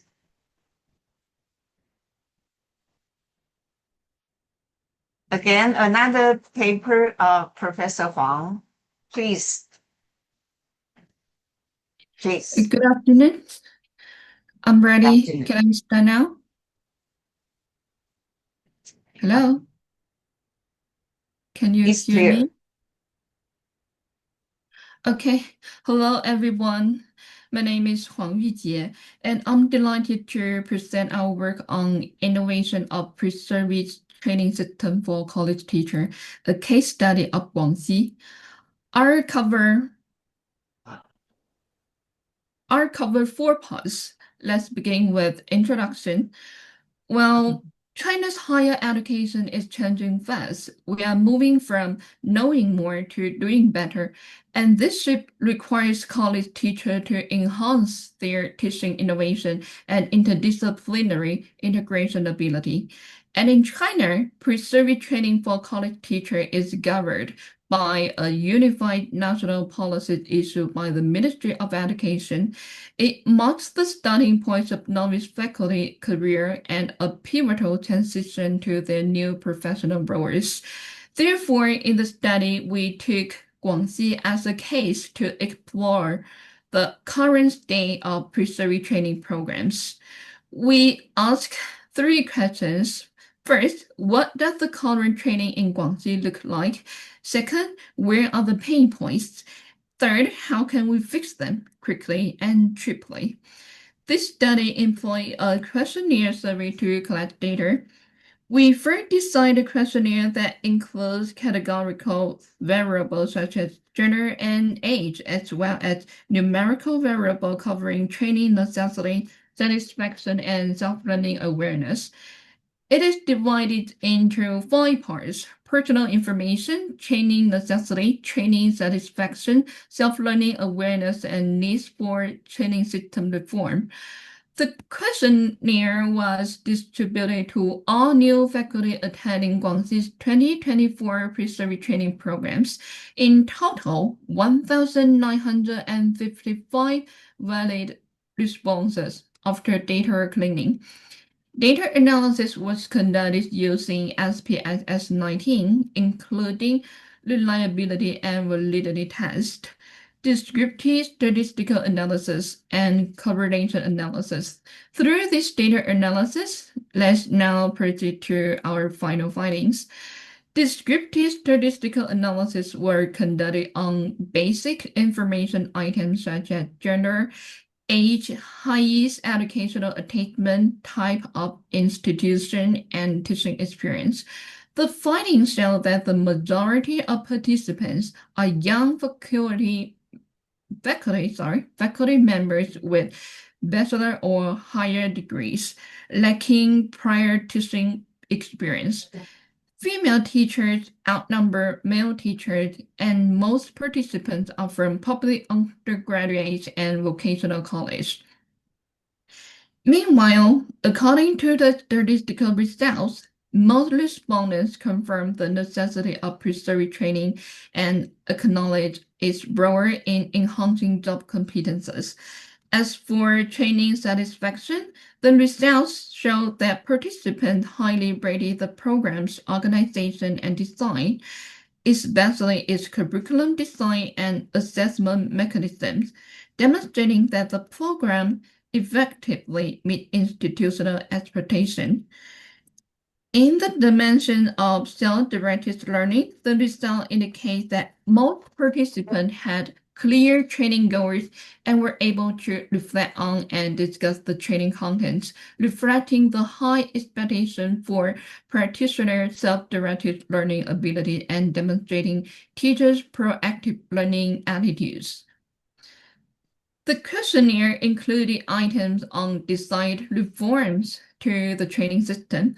The results showed that a clear majority urged expansion of instructional skill training, while roughly half requested courses in educational technology and professional etiquette. In terms of instructional formats, most teachers prefer a flexible blend of online and offline learning. In terms of pedagogical components, teachers sought more demonstrations by exemplary instructor, collaborative teaching workshops, and authentic teaching practice experiences. In terms of instructional methodology preferences, respondents expressed a clear preference for case-based teaching, followed by peer experience sharing, scenario simulation, and problem-driven inquiry. Pearson correlations showed that both training necessity and self-directed learning were positively associated with training satisfaction. First, the more a teacher values the training, the higher the satisfaction. Second, stronger self-directed learning also predict higher satisfaction. In such, mindset and method reinforce each other. In conclusion, our study confirms Guangxi College teachers' strong demands for practical, flexible training. Crucially, any reforms of China's pre-service training system must align with the core objectives of the country's wider talent cultivation transformation. Last but not least, to innovate the pre-service training system for college teachers, we propose a 4-point reform. For a 3-stage cognitive development module that clarify goals and gradually deepen knowledge teachers' recognition of why the training is essential. Second, a modular curriculum anchored in a competency map, systematically covering basic, professional, and development skills. Third, a smart training platform that uses digital profiling and precision content delivery to generate data-driven, personalized learning paths. 4, a full-cycle quality monitoring framework combining dual evaluation protocol, tiered institutional standards, and integrated effective tracking to ensure continuous improvement. To close, improving pre-service training is less about adding hours and more about aligning mindset, method and mechanism. If we do this well, every new teacher in China will start their career confident, competent, and future ready. With that, I concluded my presentation. Thank you for your attention. And we are now welcome any question or thought you might have. Okay. Okay, here. Please give your question. Okay, good afternoon. Good afternoon, Ms. Huang. The study highlights a strong correlation between teachers' awareness of training necessity and their training stage function. Could you share some specific strategies for enhancing novice teachers' recognition of the value of pre-service training in practice? Thank you for your question. Our data really highlights that perception is key. We propose a simple three-stage approach to build this recognition. Right at the beginning, we include sessions that connect the training directly to the bigger picture of educational reform and their new role within it. This isn't about roles, but about purpose.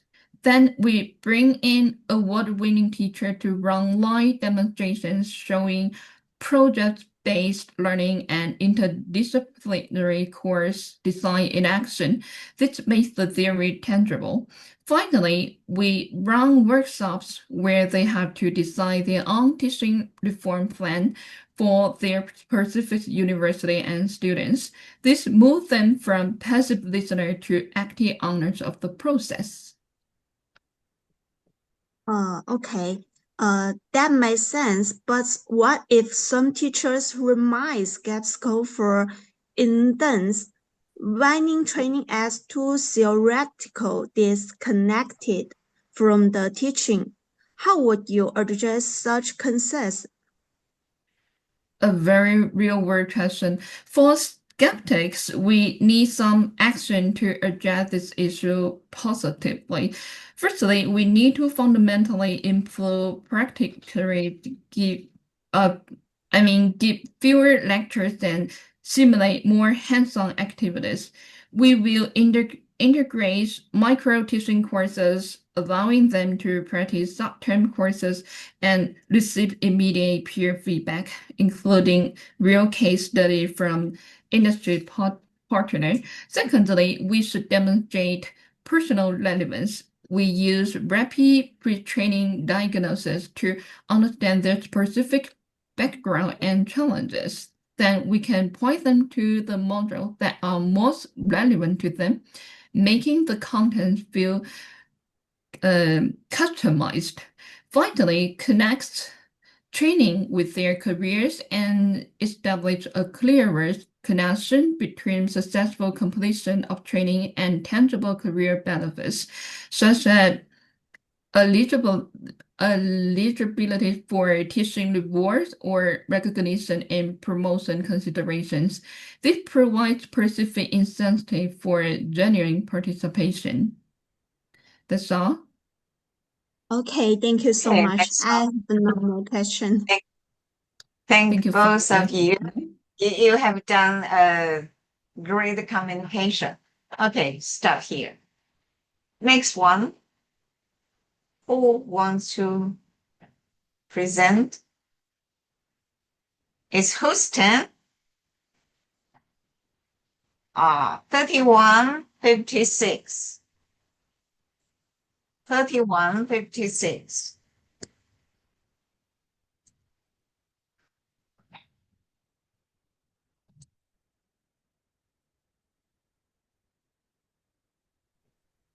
Sorry, it's offline. Okay, present your slide. Okay. Okay.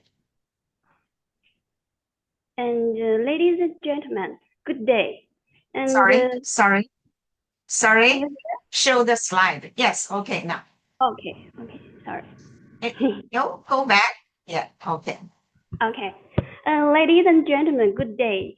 I'm the reporter Wang Shengnan, and today I will present the paper titled Data-Driven Reconstruction of Classroom Teaching Evaluation in Higher Education, a framework integrating multimodal analysis and design. This presentation will explore the innovation and the development of the classroom teaching evaluation system in higher education, driven by AI, big data, and IoT technologies.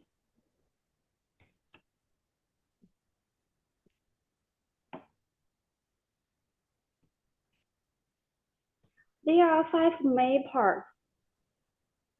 Firstly, let's examine the introduction and the research background.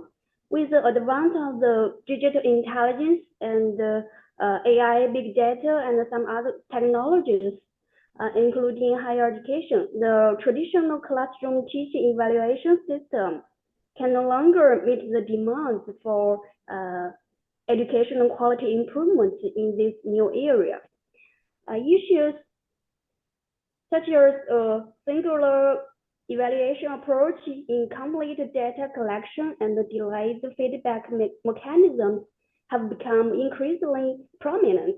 Therefore, reconstructing the classroom teaching evaluation system in higher education has become an urgent need to enhance educational quality, promote teacher professional development.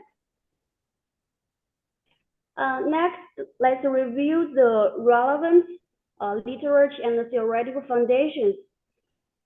In recent years, numerous scholars have educated in-depth research on the reconstruction of the classroom teaching evaluation systems. Scholars like Lester have emphasized the crucial role of educational big data and learning analytics in evaluation system reform. Wang and Chen proposed a dynamic optimization model based on machine learning, validating the effectiveness of AI in vocational education evaluation. Additionally, other scholars have constructed advanced technologies such as deep learning frameworks and knowledge graphs for application. However, what is the reality? Through a survey of the teaching evaluation status in 32 universities, we have identified several processing issues. Firstly, there is due lag in evaluation models and technological improvements. This is currently 67.3% of universities still adhere to the traditional framework of manual classroom observation. And secondly, it is structural imbalance between evaluation indicators and original development. And in terms of indicator dimensions, 76% of universities overly focus on teachers' teaching attitude and the course structure. And finally, it is still have a system deficiencies in data ecosystem and stakeholder participation.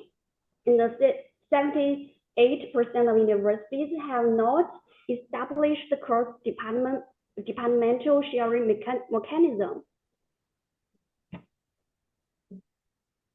In terms of model construction, we propose a 3-layer digital intelligence evaluation model comprising an intelligence perception layer, a data analysis layer, and a decision support layer. This model integrates cutting-edge technologies such as facial recognition, learning analytics, and knowledge graphs to achieve precise data collection, in-depth data meaning, and scientific decision making. Specific technical parameters such as numerical expression recognition frame and a knowledge graph recognize time at the analysis layer ensure the model's efficient operation. To address the issues, we propose the following reconstruction strategies. Firstly, is upgrading paces for evaluation models and technology improvement. Develop AI classroom assessment platforms to visualize teachers' instructional behaviors comprehensively. Secondly, is optimization strategies for evaluation metrics and original development. That is, introduce dimensions such as practical skills cultivation and academic environment, adopting diverse evaluation indicators. Thirdly, is governance solutions for data ecosystems and stakeholder participation, which is establish school-based big data centers to break down data sources across departments, enabling end-to-end quality monitoring. And lastly is institutional guarantees and ethical norms, which is strengthen ethical norms for digital intelligence evaluations, clarifying data usage boundaries to prevent privacy breaches. And inclusion, the reconstruction of the classroom teaching evaluation system in higher education in the digital intelligence area is both necessary and feasible. The digital intelligence evaluation model constructed in this study demonstrates significant potential in practical applications, providing strong support for enhancing educational quality and promoting teacher development. Looking ahead, with the continuous development of AI, big data, and other technologies, we will continue to optimize and refine these systems, driving higher education towards a more intelligent and personalized direction. This concludes my presentation. Thank you all. Okay, thank you. I found two questions. I asked the first one, Shang Jie, please make your question. Hello? Can you hear me clearly? Hello? Yes, Oh, we okay. can hear. Okay, thank you for your presentation. I have two questions. The first one is that what are the main principles for reconstructing the classroom teaching evaluation system in higher education in the digital age? Could you please answer this? Thanks for the question. I think for this question, the answer is the main principles for reconstructing the classroom teaching evaluation system in higher education during the digital age include, firstly, data-driven decision-making.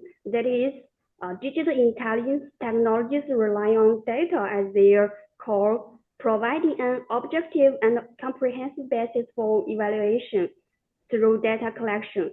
And secondly is quality focus. The evaluation system aims to enhance educational quality by enabling precise evaluations to identify and resolve issues, fostering continuous improvement among evaluated entities. And thirdly is multi-stakeholder collaboration. That is breaking away from traditional single evaluate models. I think that's the answer. Thank you. Okay, thank you for your answer. I have one more question.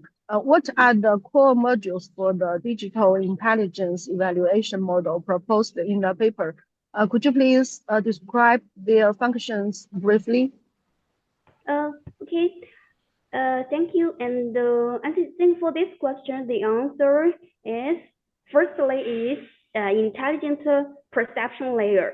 That is collect raw data or through sensors and edge computing nodes. And secondly is data analysis layer. Utilize advanced technologies such as LDA topic and some other technologies to deeply uncover patterns, trends, and correlations to support scientific evaluations. And thirdly is decision support layer, that is to employ multi-objective optimization models to address taking improvements. That's it. Okay, thank you for your answer. Okay. Time is limited. Stop for this paper. And the next one, let's welcome the other 3160. Yeah. Mm-hmm. Mm-hmm. I'm here. 31. 네.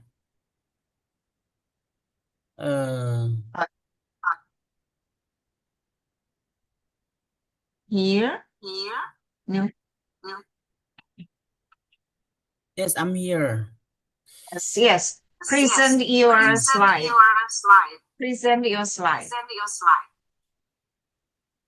Okay. 放映你的 PPT. Okay. Can you see the PPT?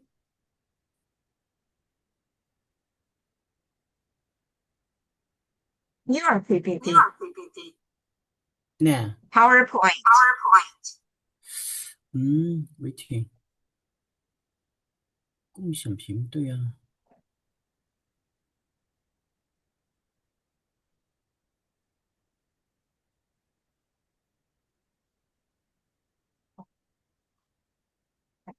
Maybe you can try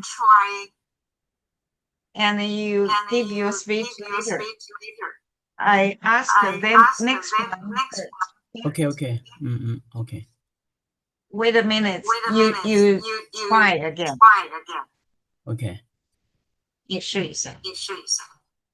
So the next one, 3163, welcome you to give the speech first. The next one.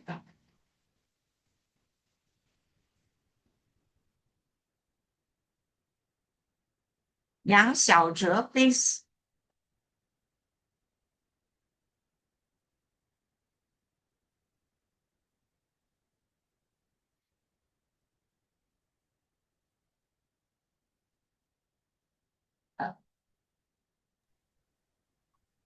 Can you see the PPT?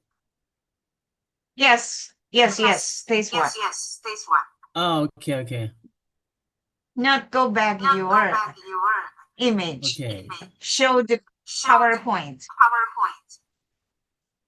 Okay, everyone. Show the PowerPoint. Okay, show the PowerPoint.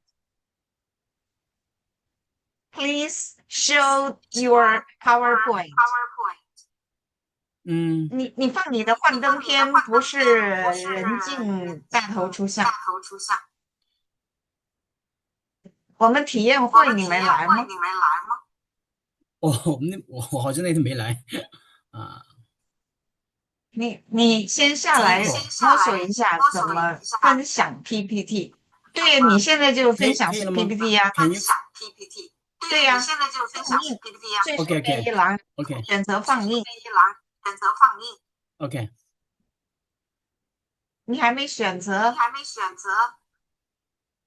最下面也有个红的三角，最上面也有第6栏，害我一直说中文了。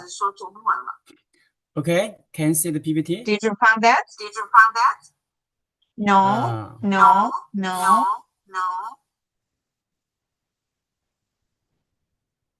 Okay, last. Here. 开始插入设计，切换动画放映，点击放映。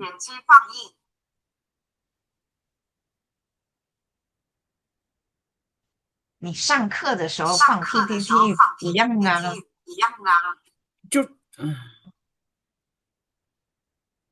你现在没进入放映。还没进入。Oh my god. 要你们参加体验会，对，你又回到头像了，不是要头像，要图像，不是要头像。OK，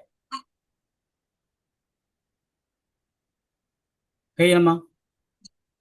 不行，不对，你的页面下面有个红的三角也可以，上面标题栏开始插入设计切换动画放映，你点击放映。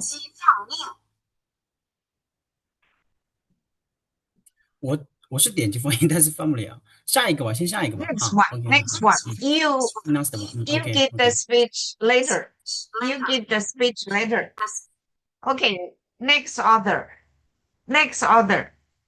Welcome 3163. 孙群群，稍等，现在请3163上来。Yes. 卢慧婷 please. Are you ready? 卢慧婷 are you ready? Yes. Okay, please start. Hello everyone, my name is Huiting Lu. The title of my report is Construction of Practical Cursor System for Robots Engineering Majors Driven by Job Capability Scores. When colleges train talents, they decide progress based on the skills future jobs will require. This piece focus on skill buildings for robotics engineering majors. First is analyze what current robotics jobs needs and identifies for key competences. Next is building a hands-on cursor systems for the majors. And even designs and evaluations methods use pair single text to check if the system works. In practical, focusing on job relevant skills when teaching students both their assistance for learning their ability to innovate and practical and their competitiveness in the job market.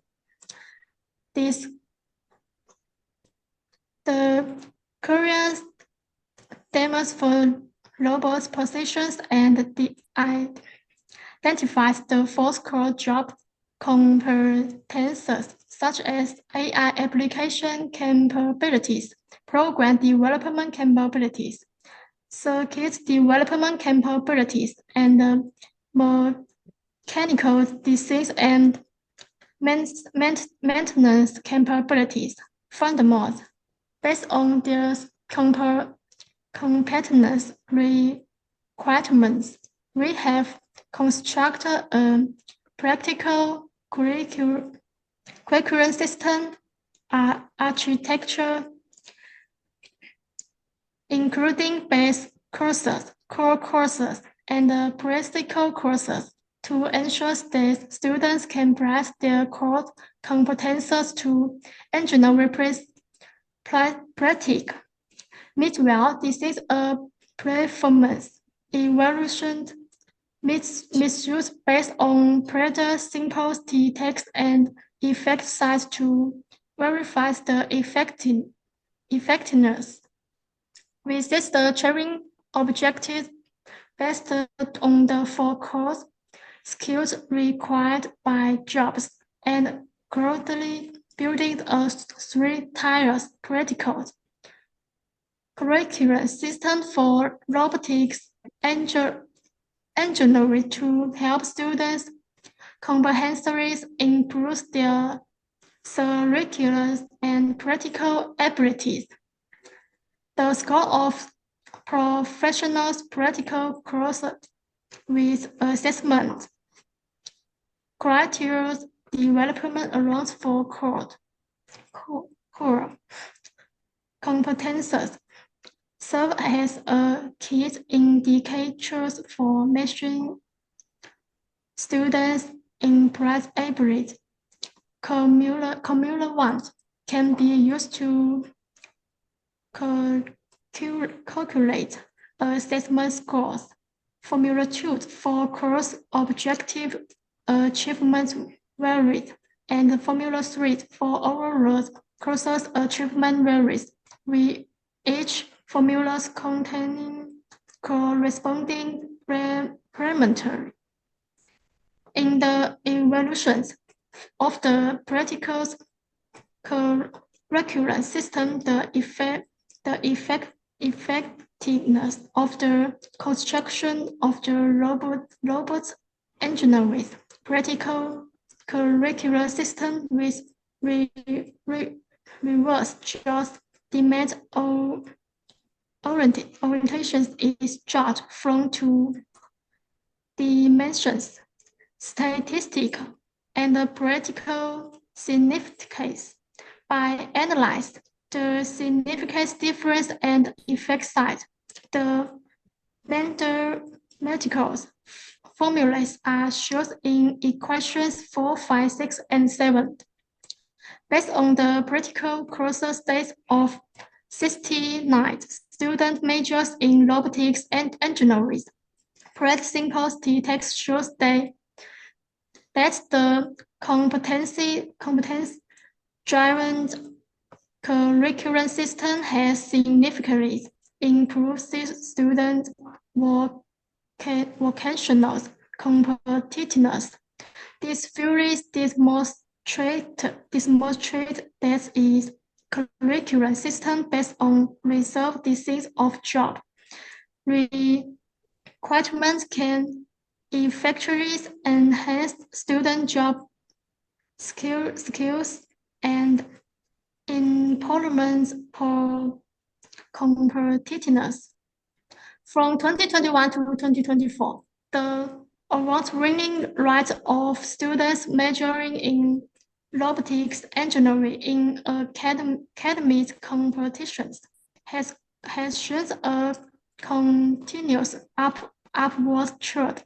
It indicates that under-trained models such as the competence-derived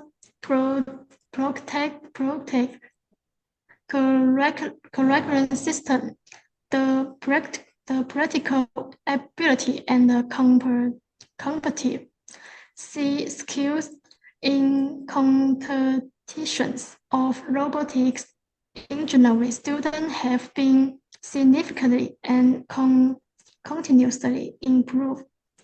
We conduct a questionnaire surveys around 370 interns from the robotics engineering majors and related majors. The results show that the job matches rate of the robotics engineering majors reaches 96.5%, 1.4 percentage points higher than the average levels of other related majors. This indicates that the practical courses distinct around the job requirements of enterprise and quite efficient. They have solved many problems of learning not being applicable and made students more competitive in job hunting. We built a three-tiered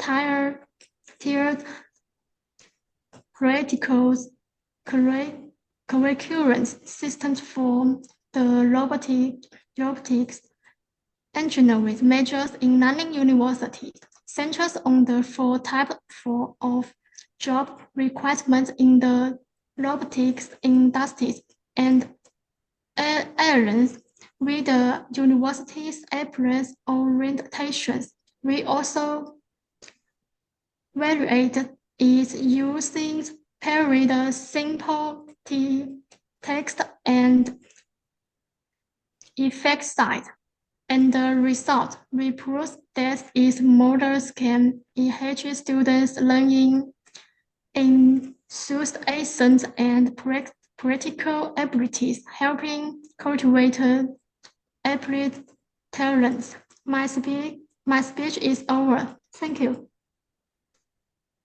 Thank you. Thank you.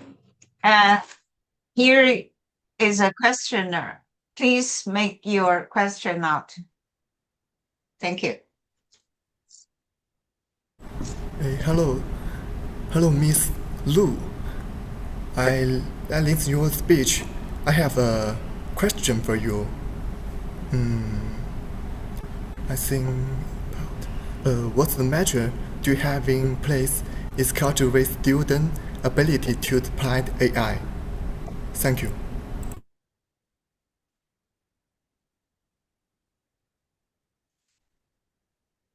In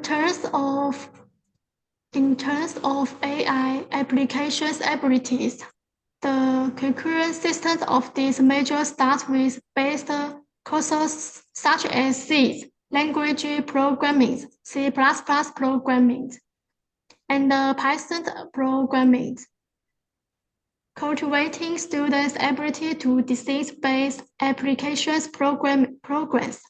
After students acquire programming skills, they can learn courses such as machine learning and machine vision, cultivating the use of intelligence 对对对对，这个嘛， to design and optimize robots precision systems through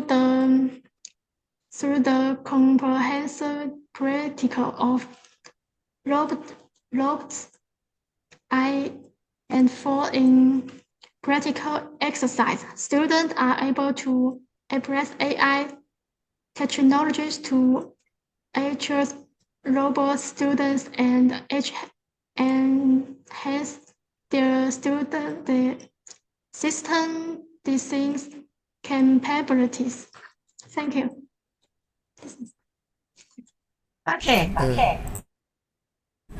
Thank you. Stop here. No question now. With your presentation. No more question? Okay, stop here. I'm not sure the other of 3160 is okay. Let's give him a more period of time. Now let's ask 3166. The other, give your presentation first.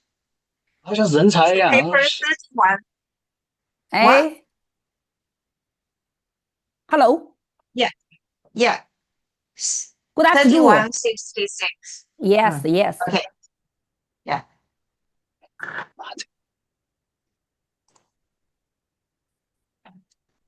Yes.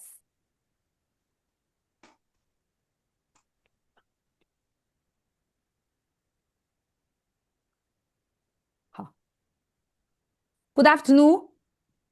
Go back to the first slide. Okay. Okay. Yes. My report can is start. okay. My report is learning effect of the virtual simulation experiments based on the APA model. I'm Wang Ming from Wuhan Technology and Business University. The report counted the first one part, introduction. The second part is data collection and scale design. The third part is analysis of the students' perception factors in teaching effect. The fourth part is analysis of the result. The last one is conclusion. Introduction. Aiming to improve students' learning experience and skill mastered by simulation real operating environment and cultivate high quality technical talent that market demand. IPM model importance, performance, analysis. The four quadrants of model are: first quadrant, advantageous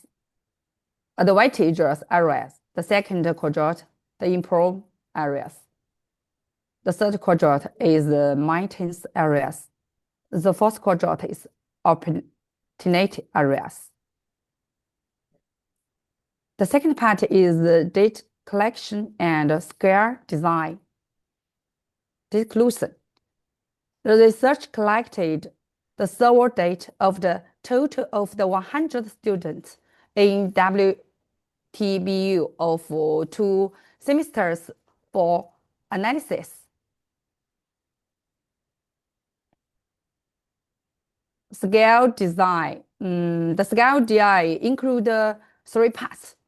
The part 1 is scale revolves around 3 variables: name students, perceived value of teachers, classroom teacher, practical guidance, experiment design. The second part is the perceived value of the student's knowledge acquisition, innovation thinking, learning interesting. The third part is perceptive value of professional ability, participative ability, decision-making ability, teamwork, professionalism, self-reflection, workplace need. The third part is analysis of students' perception, factory in teaching effect.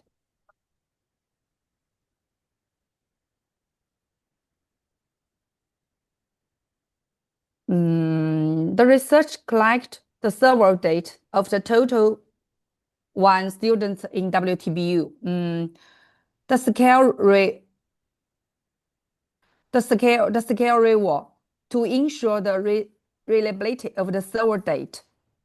The Carbaha Alpha test was performed using SPSS 22 for the importance and scale of each indicator.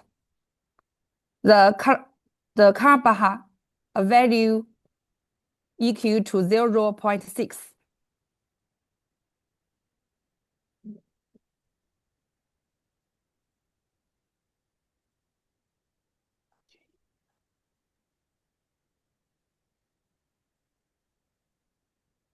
Anything wrong? Yes. Anything wrong? Go back to the slide.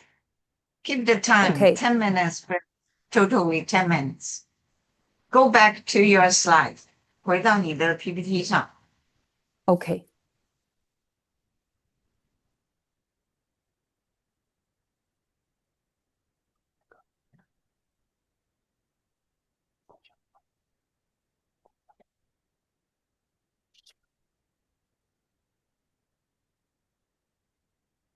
I continue.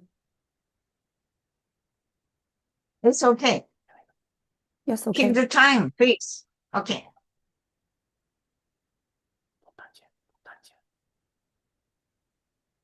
I'm okay. Okay. Are you see my screen? You have 3 minutes left. Okay, 3 minutes left. Okay. Okay. 好。The fourth part is analysis of IPA result. Analysis of IPA result, performance and analysis. The data in the performance table was important into the space, and the satisfaction score of each question was analyzed descriptively, such as calculation the means standard deviation distribution to understanding the over satisfactory levels each questions as you in the table. Analysis of the IPA result. Important analysis. Data from the importance table is imported into the space for descriptive statistical analysis to understand the importance rank of each question in mind of respondent and so in the table. The last one part is conclusion. Conclusion.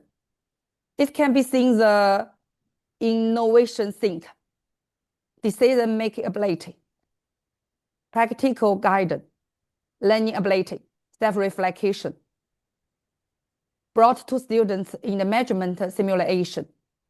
Training courses are located in your second quadrant B. It is important for students to affirm the above 5 aspects involved in the course, but their performance in guiding teaching is not satisfactory and need to be improved. Thank you for your listening. Okay. That's all. Okay, that's all for your speech. And anyone as well here comes a person who want to ask your question. Please. Thank you for Arthur's presentation. I have one question. Is that what is the innovation of IPA method in economic management simulation teaching? That's all. Okay, I understand. Okay.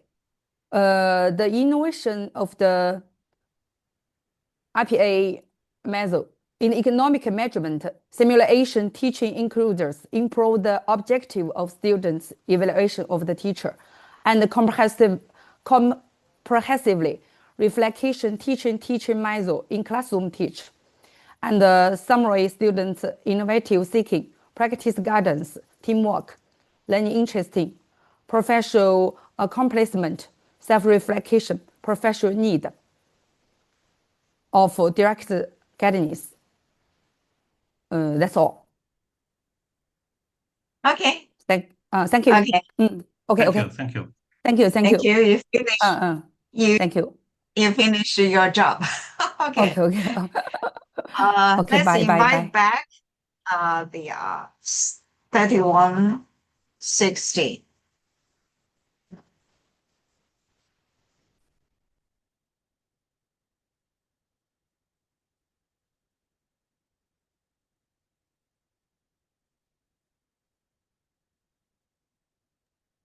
Hello, can you see the PPT? But not 是 PPT， 但是你还是没有点放映。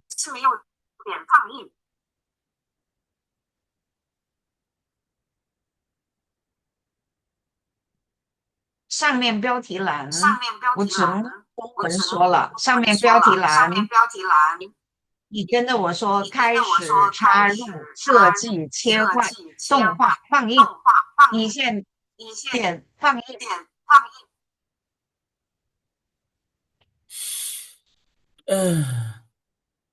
开始插入。好，往后往右移。好，点。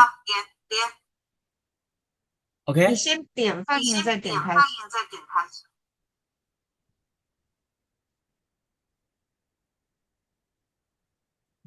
你没有点开放映，或者下方有一个红颜色的一个三角的镜头。这个吗？ This 就在主持人工作，这下面有一个红底子、白颜色的三角形。你看我在这儿一直讲中文呢，我违规了。啊。算了，你就放到那个，你就从第一页开始，你讲页自己手动翻一页吧。OK. Good afternoon, everyone. My name is Sun Chunchun. My topic is project basketball teaching in high school basketball, construct perspective. The context, number one, introduction. Number two, constructive application in basketball teaching. Number three, basketball project design, teaching design. Impressive research design. Number five, results and analysis. Number six, conclusion and implication. Number one, introduction. Significance in a high school basketball curriculum. Role in the physical and mental development. Limitation of traditional teaching. Number two, constructive and application in basketball teaching. Number three, basketball project design, teaching design.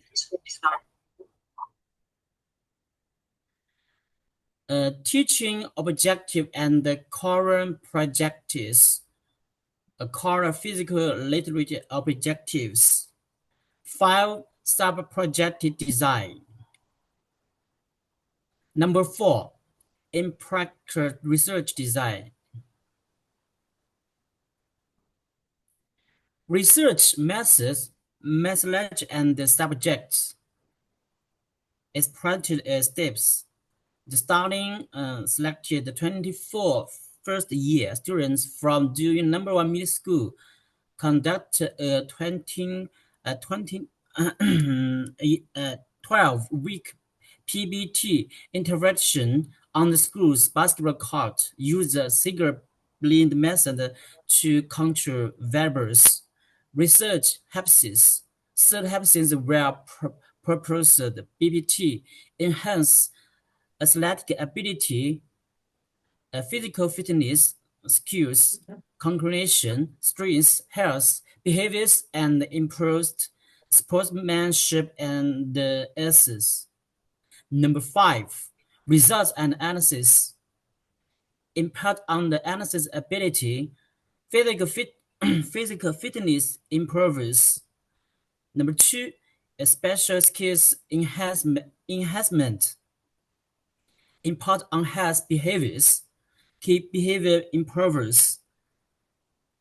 Exercise analysis, exercise habits, and sports guidance application showed significant enhancements. Emotion and environment adaptation, emotion control, and environment adaptability also improved significant, reflects comprehensive health behavior development. Impact on sports assets, significant asset improvements. Sports asset scores increased significant, and sports character improved. Indicate BT infrastructure in concludes more qualities in sports. Limited impact on the sportsmanship. Sportsmanship showed significant improvements, suggests the need for training activities to enhance this aspect in the future teaching. Number 6, conclusion and implications. Key fund seminar, comprehensive positive impulse, BPT, positively influence physical fitness, specialist skills, health behaviors, and sports assets. Limitation and defend. Non-significant improved well obvious in the injuries, flexibility, standard long jump, and sportsmanship. Highlight areas for curricular optimization. That's all. Thank you. Okay, thank you. I found someone who wants to ask you. Okay. Please. Long Yuan, please. Okay, good afternoon. I have a question. My question is, what is project-based teaching? Okay. Project-based teaching is a student-centered teaching approach. It is also no longer the traditional teaching talks. Students listen, but rather around student activity explore the learning through the real, change and complete problem. It includes driving questions, students' alternate and choice. Number 3, ongoing include. Number 4, authoritative. In simple teams, project-based learning is learning by doing. Knowledge, skills, and qualities such as teamwork and critical thinking are naturally mastered in the process of the complete and meaningful project. Thank you. Thank you for question. Okay, anything question? Any question more? If no, stop here for this paper. Thank you. The next one is the author of paper 2687. Yuan Okay. Zezhi, please. Okay. It's your turn. Yeah.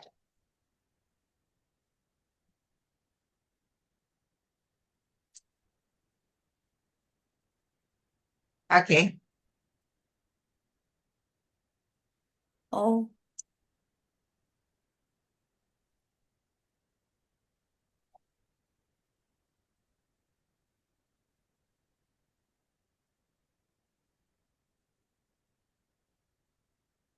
Yes. Okay. Oh, respected experts and scholars, good afternoon.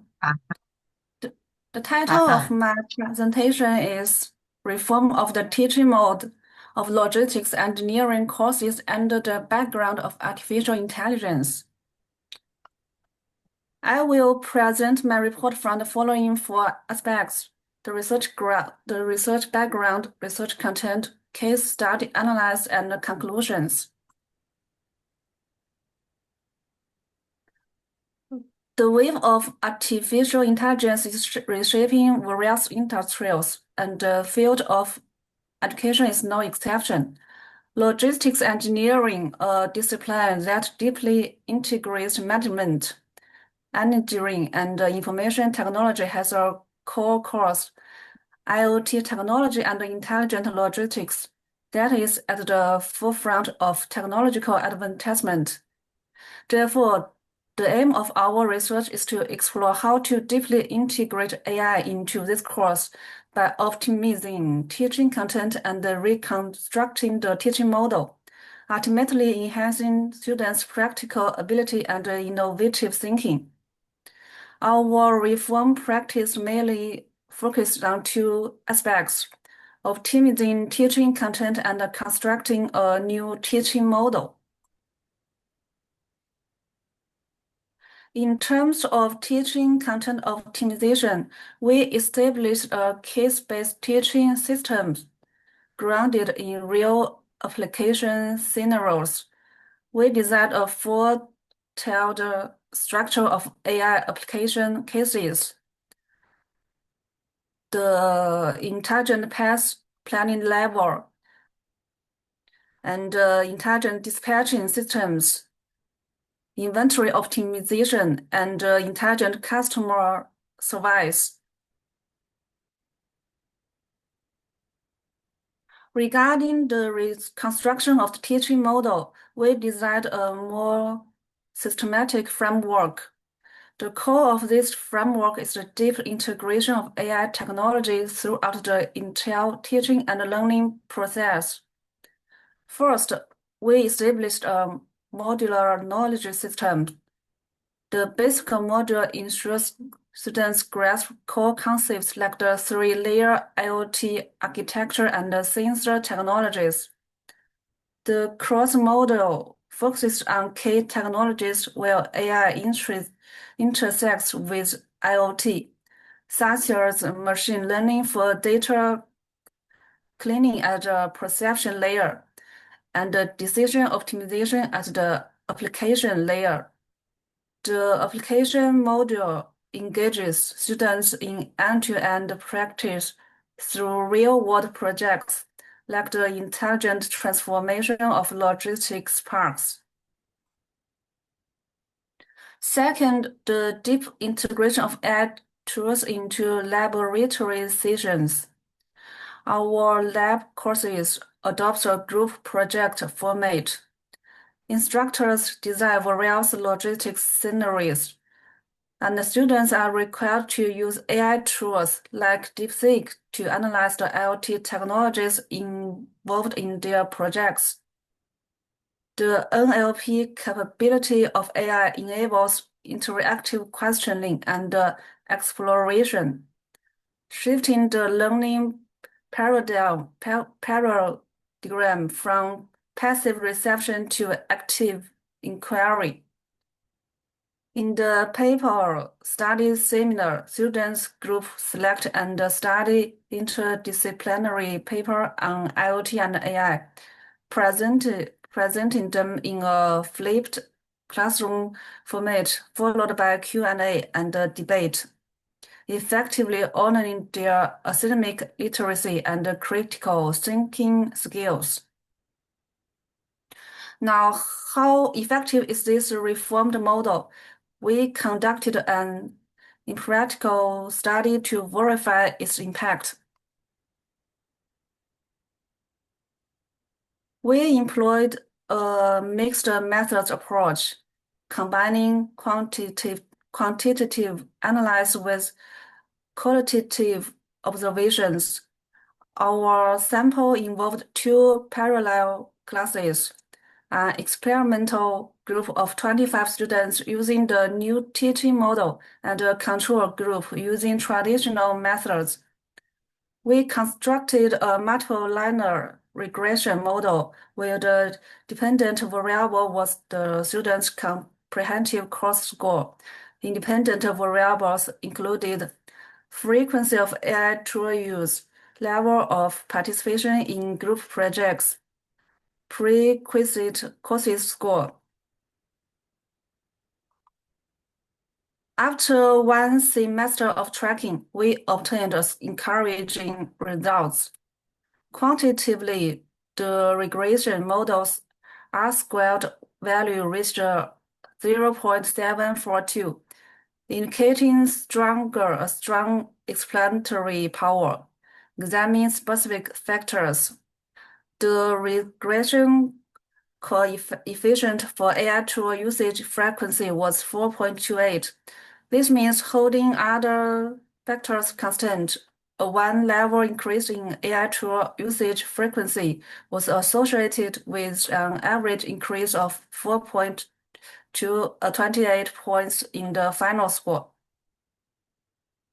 The coefficient for group participation was notably higher at 12.58.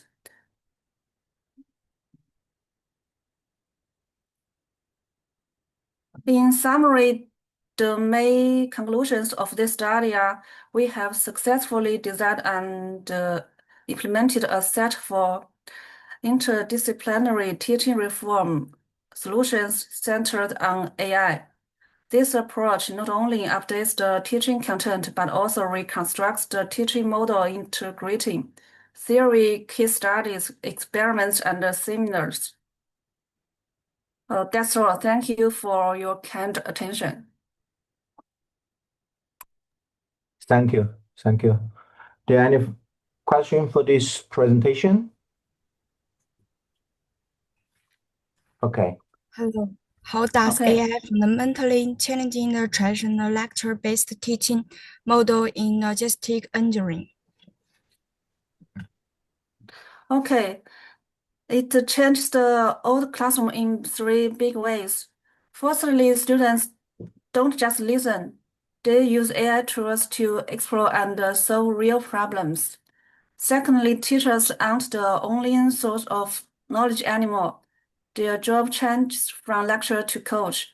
Thirdly, textbook knowledge isn't enough. We need to use fresh real-world cases so that we learn stays relevant. Thank you. Okay. Thank you. We will count the next one. 31, 32.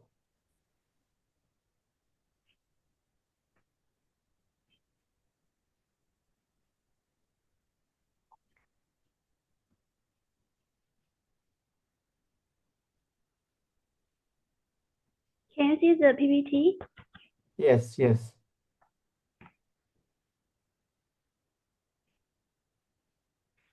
Afternoon, everyone.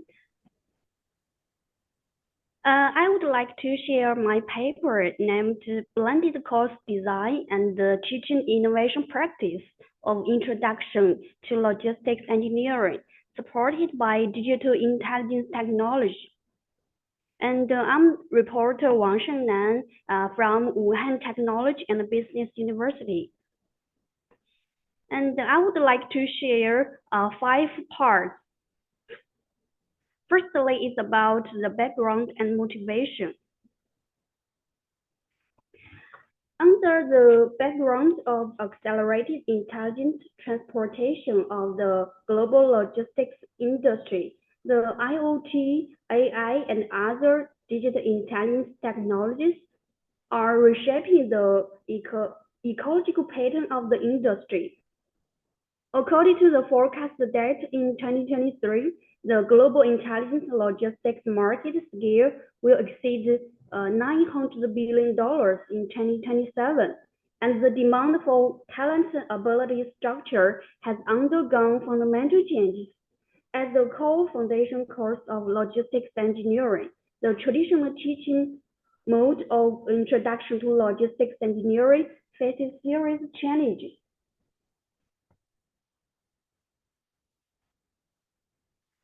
Look at the international research frontiers.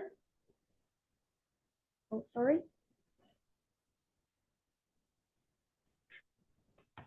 Digital intelligence education technology in the field of logistics engineering has made breakthrough progress. The MIT research team developed a virtual laboratory of reinforcement learning to significantly improve the efficiency of equipment operation training. In contrast, Chinese domestic research mostly focused on micro-level OBE course reconstruction or basic teaching platform application, and there is an obvious lack of systematic design of core modules. And secondly, is about the theoretical foundations. The dynamic scaffolding model of blended learning suggests that teachers should design and provide learning activities with different intensities of social and cognitive presence at different stages of the blended learning process in order to meet the change in the learning characteristics and the needs of learners at different stages of blended learning. Connectivism is a framework for understanding learning and development based on network learning theory, chaos theory, complexity theory, and self-organization theory, which redefine our view of knowledge and learning and shed light on learning behaviors and assessment. Connectivism believes that learning is not simply about what and how to learn, but more importantly about knowing where to learn. Only learners can give new meaning to the nodes and connections based on the knowledge network formed by the individual. Then it is a corrective and a high stage of learning. And next is the model design. Based on the investigation and analysis of the current situation of blended teaching, this chapter constructs a blended teaching model for deep learning based on digital intelligence technology in response to the current problems of blended teaching. In the area of digital intelligence, the traditional teacher-oriented classroom teaching model will gradually be replaced by the what to learn and how to learn, where to learn change. The model takes the promotion of students' deep learning as a starting point and creates a positive learning environment and clarify objectives. It has 4 characteristics of deep, interesting learning, motivation, active participation in learning, and high emotional learning input, integrated application of learning strategies, and the realization of deep understanding of knowledge. And of course, we have online and offline dimensions, such as using AI tools for repeatable experiments in intelligent warehousing environments and real case workshops. And fourthly is about the empirical validation. In the part, we set control group and the experimental group after the experiment of the teaching of the blended teaching mode based on the digital intelligence technology. The comparative analysis of the data from the 4 dimensions of learning motivation, learning input, learning strategy, and learning outcome, respectively, through the measurement of the level of students' deep competence in the 2 classes of the experimental class and the control class. And the conclusion is the blended model effectively enhances higher order capacities essential for adaptive, technology-driven supply chain environments.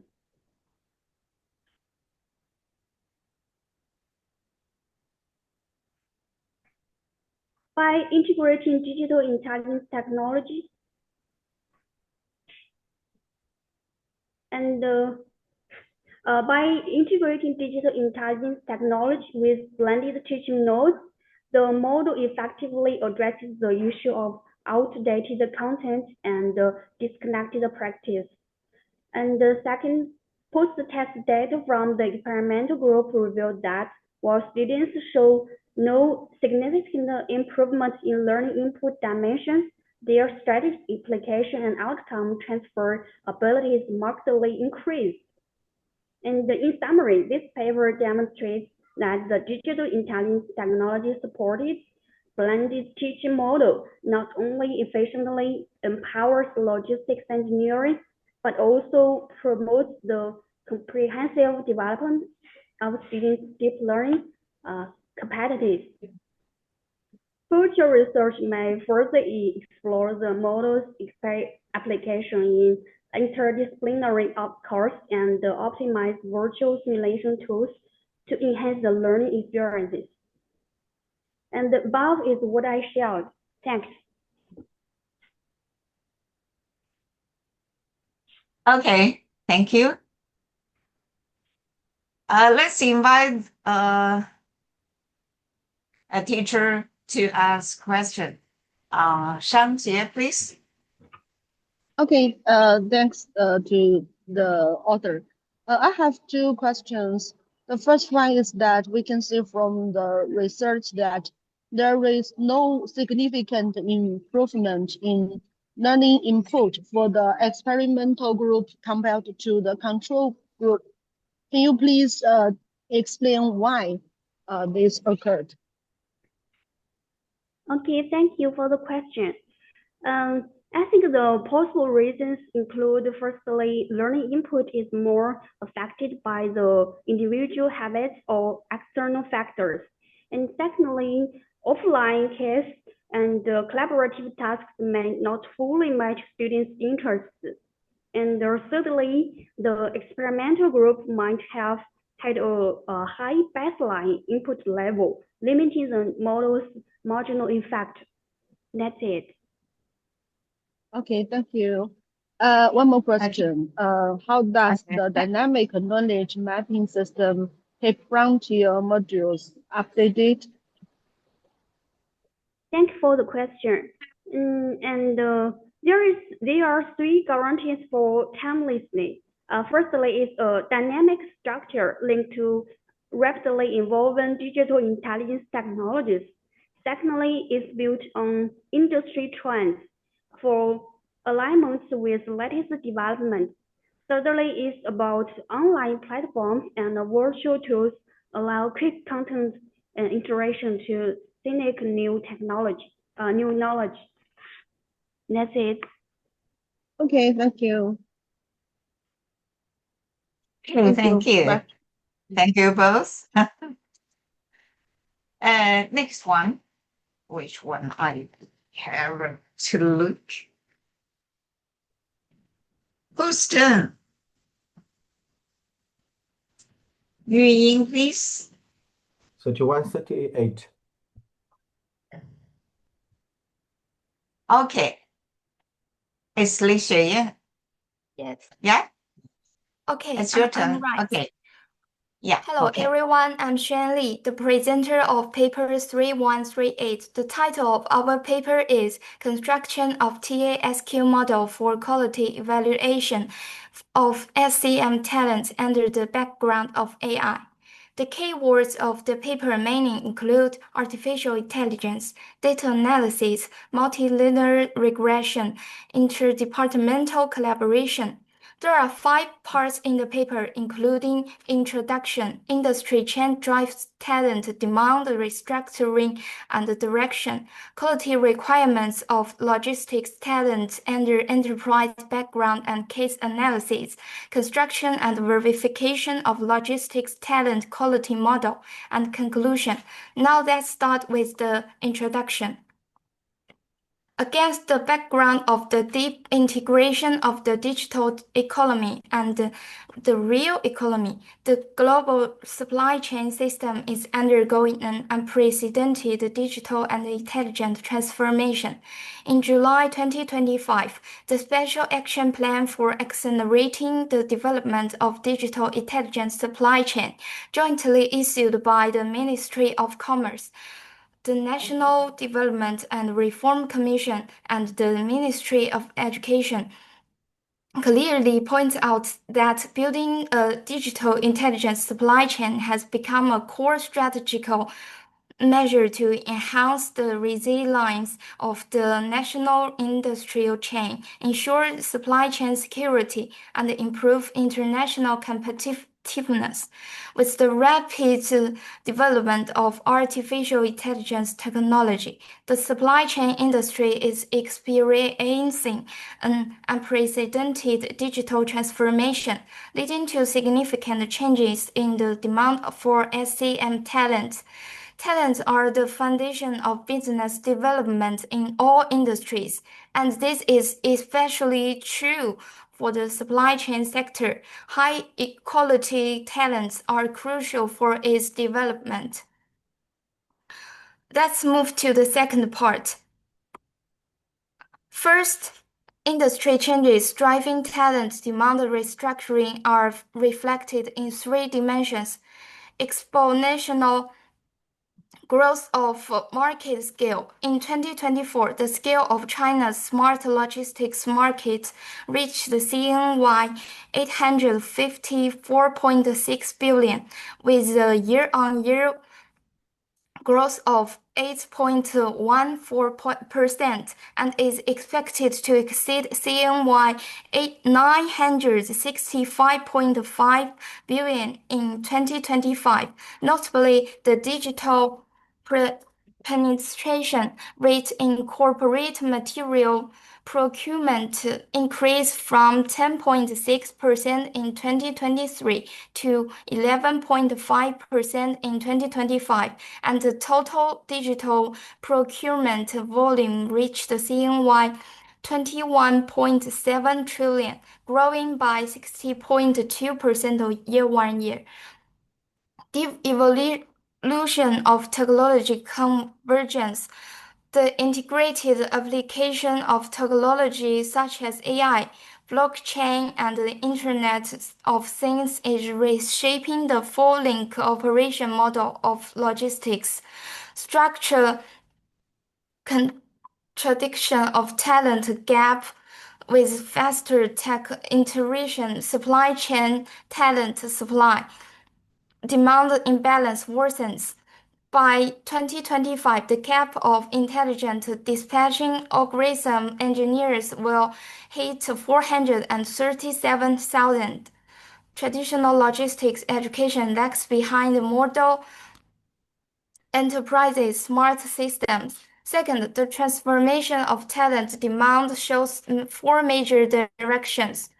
Technology combined talents, ability to analyze data, man-machine collaboration capability and supply chain insight integration capability, cross-departmental collaboration and innovative thinking skills. Table 2-1 compares traditional logistics talents and AI-era logistics talents. From the table, we can see obvious differences in technological capabilities, data capabilities, decision-making modes, and the collaboration scopes between the two. Now let's enter the third part. First, let's look at an enterprise case. The case enterprise is a multinational retail company and one of the top 25 global supply chain in 2023. Its China SCM department launched the Smart Logistics Plan in 2021, fully introducing AI forecasting, automated warehousing, and path optimization systems. However, talent quality shortages become a major bottleneck during implementation. In 2022, the company piloted an intelligent warehousing system in East China, but only achieved 60% of the expected goals in the first 6 months. In-depth analysis revealed three main reasons: inadequate technical understanding, man-machine collaboration barriers, and missing data analytics capability. Based on the case and industry practices, modern logistics talent needs four core qualities: AI technology application ability, business-oriented data analysis ability, sharp business insight, soft skills for systemic business improvement. The fourth part is the core of this paper: construction and verification of logistics talent quality model. First, the task-scale model. Based on the SCM theoretical framework and practical needs, we constructed the TSQ model for logistics talent quality, which include four interrelated and mutually supportive dimensions. Technology literacy covers operation of intelligent equipment, understanding of systems, and technology adaptability.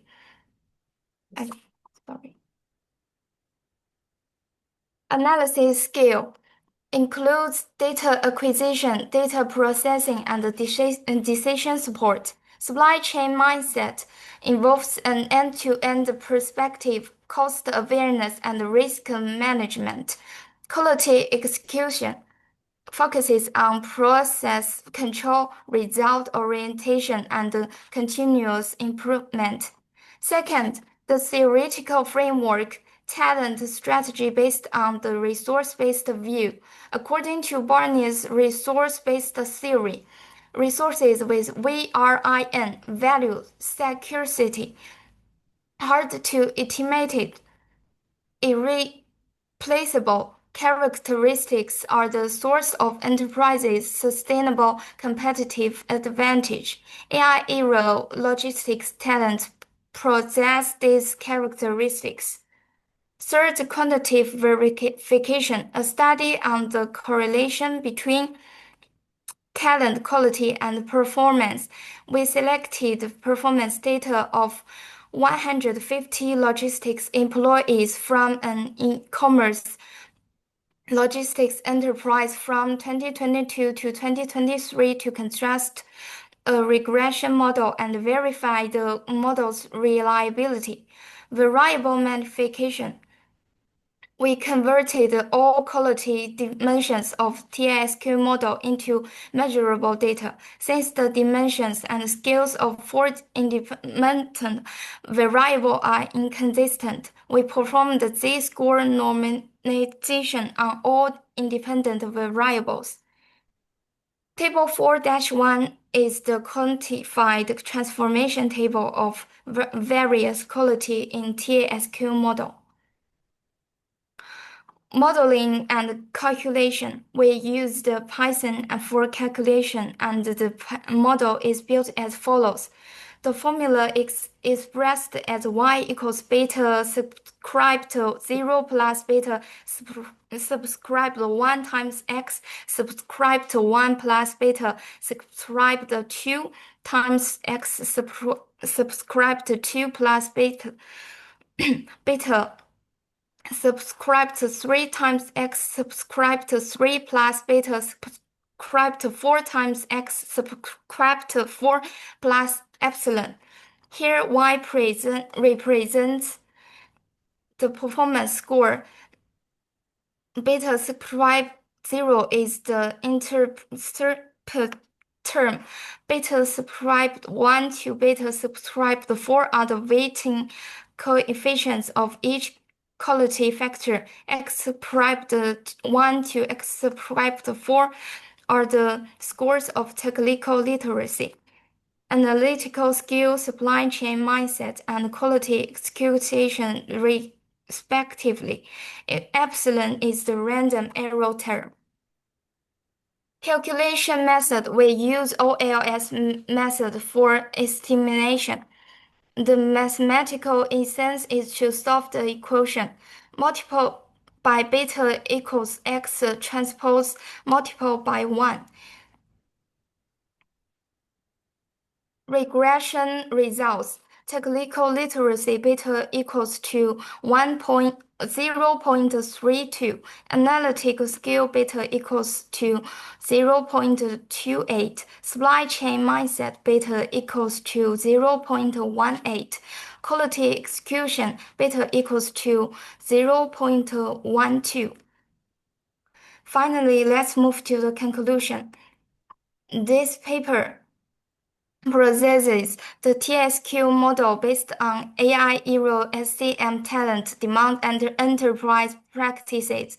Through multiple linear regression analysis, we verified the model validity, providing a scientific framework for enterprise SCM talent selection and retention. We recommend that enterprises establish a forward-looking talent concept and deeply integrate human resource strategies with digital transformation to maintain SCM competitiveness in AI era. That's all for the speech. Thank you for your listening. Thank you. Thank you.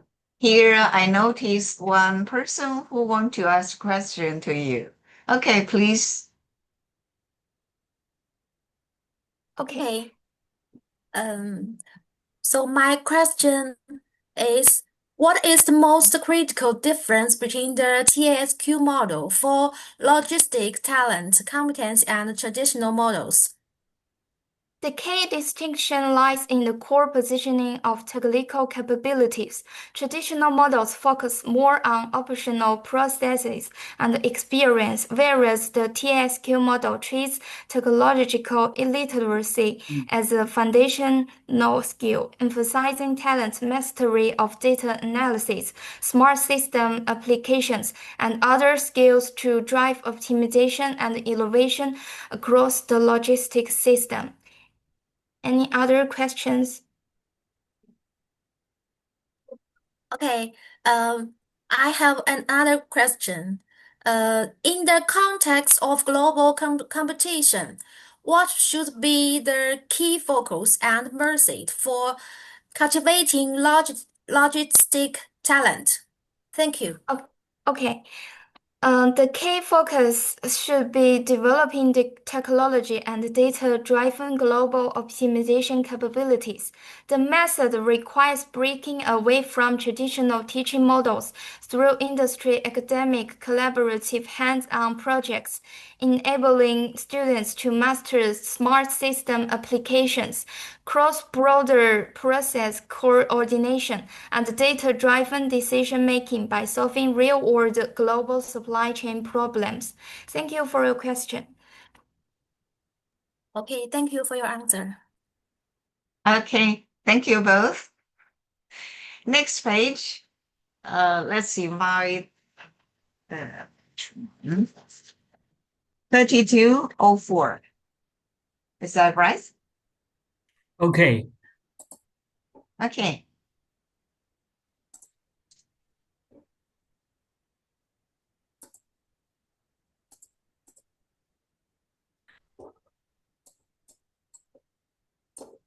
Okay. Good afternoon, everyone. I'm Jiang Zhen from Wuhan Railway Vocational College of Technology. Today, I will share how a national student competition became a particular engine that connects classroom learning, evaluation practice, and real railway needs. The case centers on intelligent universal real flow detection device, but the real venue is the repeatable model we built for the vocational education. Next, let me explain why real defect detection is the right entry point. China's high-speed rail is moving towards intelligent operation and maintenance. Reliable and efficient track defect detection is a safety bottleneck. Manual unitary checks are snow-heavy dependence and operation, and stronger in harsh environment. This gap is both a real industry pain point and a clear opportunity to align trying with authentic operation demands. Now, let us look at the striker handle that block this alignment.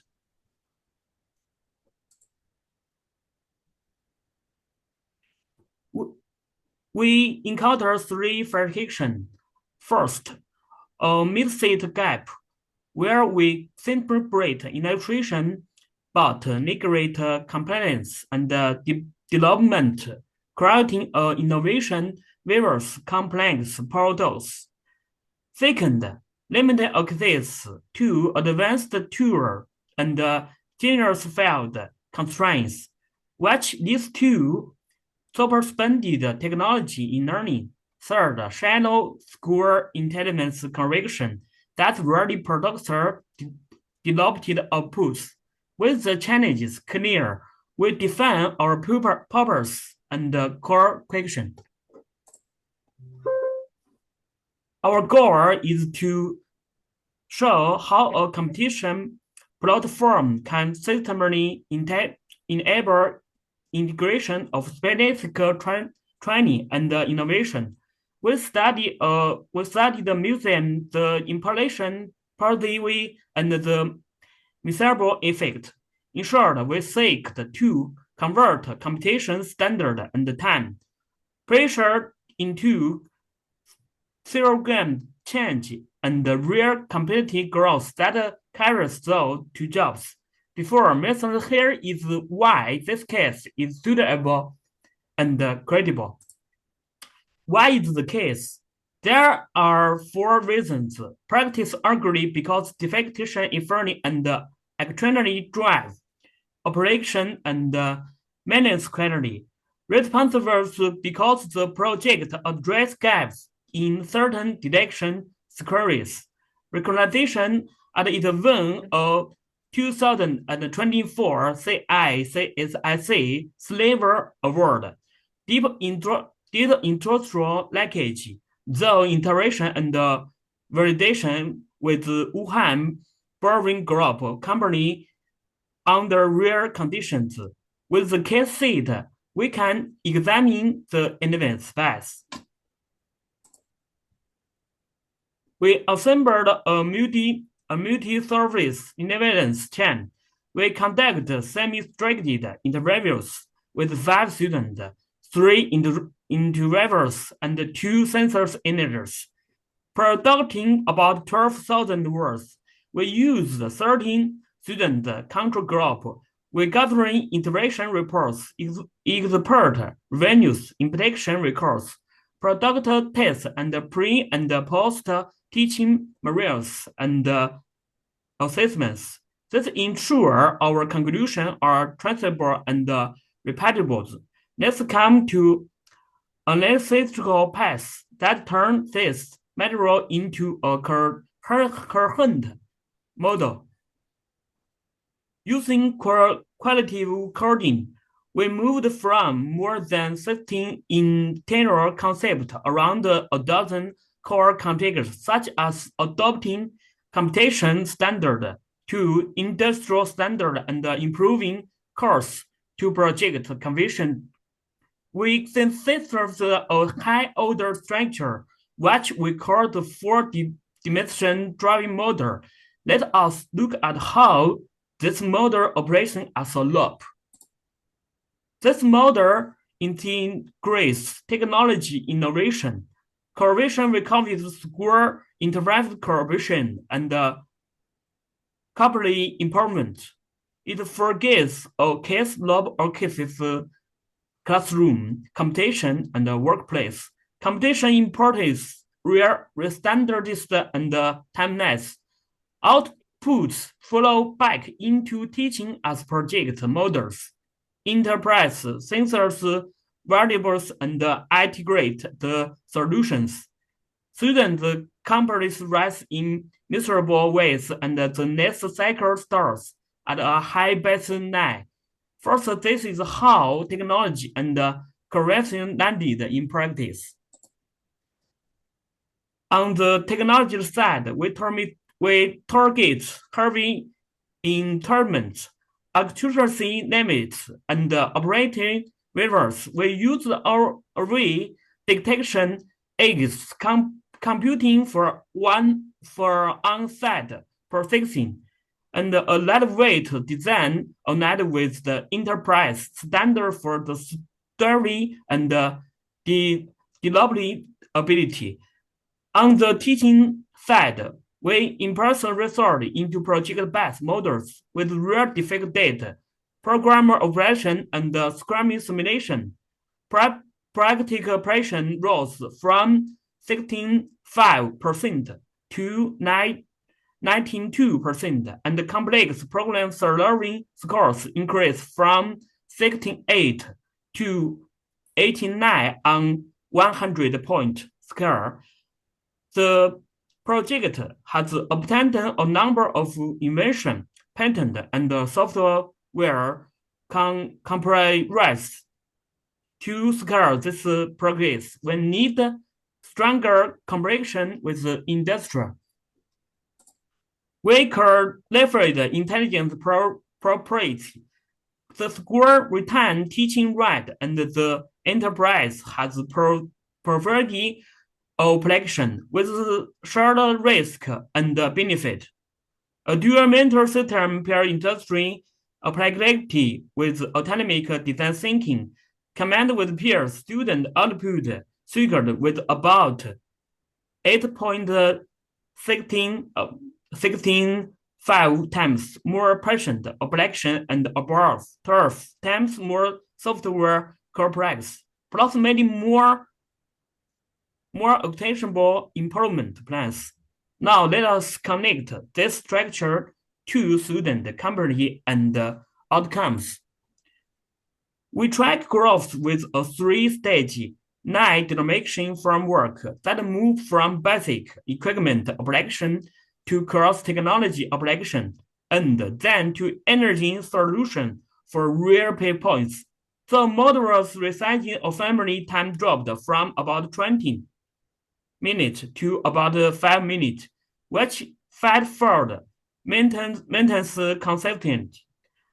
Quality, we observed of 15.5% increase in unispheric direction, a 19.2% increase in precise design and intelligent equipment coverage, a 21.3% increase in debugging, and a 58.5% increase in cross-department cooperation. All core team members interpret rule in the National Railway system show that this ability transfer and deploy. With the investments in place, we can distill the key takeaways. First, the demonstration model links technology, curriculum, cooperation, and cooperative in a closed loop. Second, the three-stage night denomination framework makes groups visible and mutable as usable by the code in a sensible time for 20 to 5 minutes. Third, project embedded theoretical left engagement problem solving and correction. Fourth, co-research and development, dual mentorship, and clear intelligent tracker proficiency, amplify innovation output and inner ability. Now let us consider why this matter to peers and the administrator. The model addressed constrained innovation in terms and resource misalignment by keeping competition, classroom, and workplace tightly connected. Students learn to move from can to do where to get it done for the field. For other teaching intensive measures, the approach is transferable, mutable, and coordinatable rather than a one-off success. To strengthen extraordinary variety, we plan the next step. We will run multi-case and cross-relying comparison and test the word foundation model and the night demonstration framework generates and where they need adaptation. We will also conduct long-term follow-ups to track graduates to workplace performance. The aim is to integrate and model and produce protocol checklist and innovation methods that school can adopt directly. This month, our team won the gold medal in 2025 CISIC, which were felt that our thorough can improve students' scores. Finally, a brief acknowledgement. We thank the conference organizer and our project supporters, the Hubei Provincial Department and the Educational Science Research Plan Guidance Project, and the Hubei Province Education Science Planning Project for their support. Thanks for your listening, and I am happy to take your questions. Okay. Here there is another who wants to ask you a question. I want to ask a question. Can you hear me? Oh, yes, yes. Does the four-dimensional driving model generalize beyond railway engineering? What boundary conditions are required? Oh, yes. The model is a mutual-level framework that can transform with domain-specific adoptions. Three boundary conditions matter most. One, access to authentic industry data and the standard for teaching and assessment. Two, the strength of the compliance regimes what shapes how the innovation company's products is resolved, and the three tips of the enterprise short methods real travel settings. Our paper demonstrate and contest classroom workspace lab and joint innovation with enterprise. Other domains will need talent mapping of the standards and practice success. Oh, yes. Thank you. Thank you. Okay, that's all. Yes, stop here for your speech. Let's welcome the next one. The paper 3154.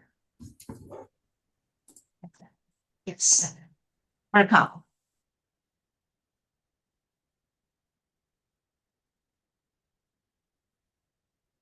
Yes, please.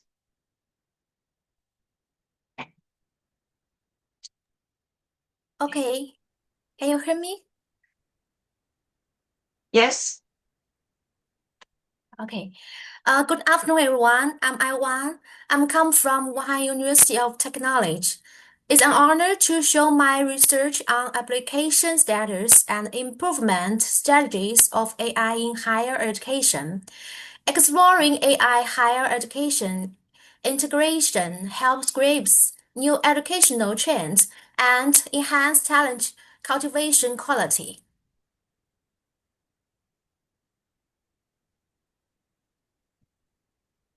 My president have 5 parts: background, challenges, empirical analysis, strategies, and conclusions, following the logic of identify, analyze, solve problems.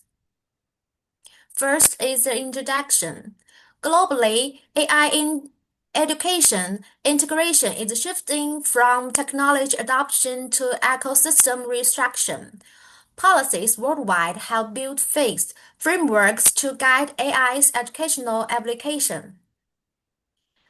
Generative AI enables innovations like an intelligent classroom assistant, but issues like black box decision-making, risk governance challenges. This study used a university AI competition for empirical analysis and proposed a system optimization, competency enhancement, ecosystem restriction framework. AI has permeated the entire educational process with remarkable results, but the challenges remain due to technical limitations and educational complexity. Challenge 1.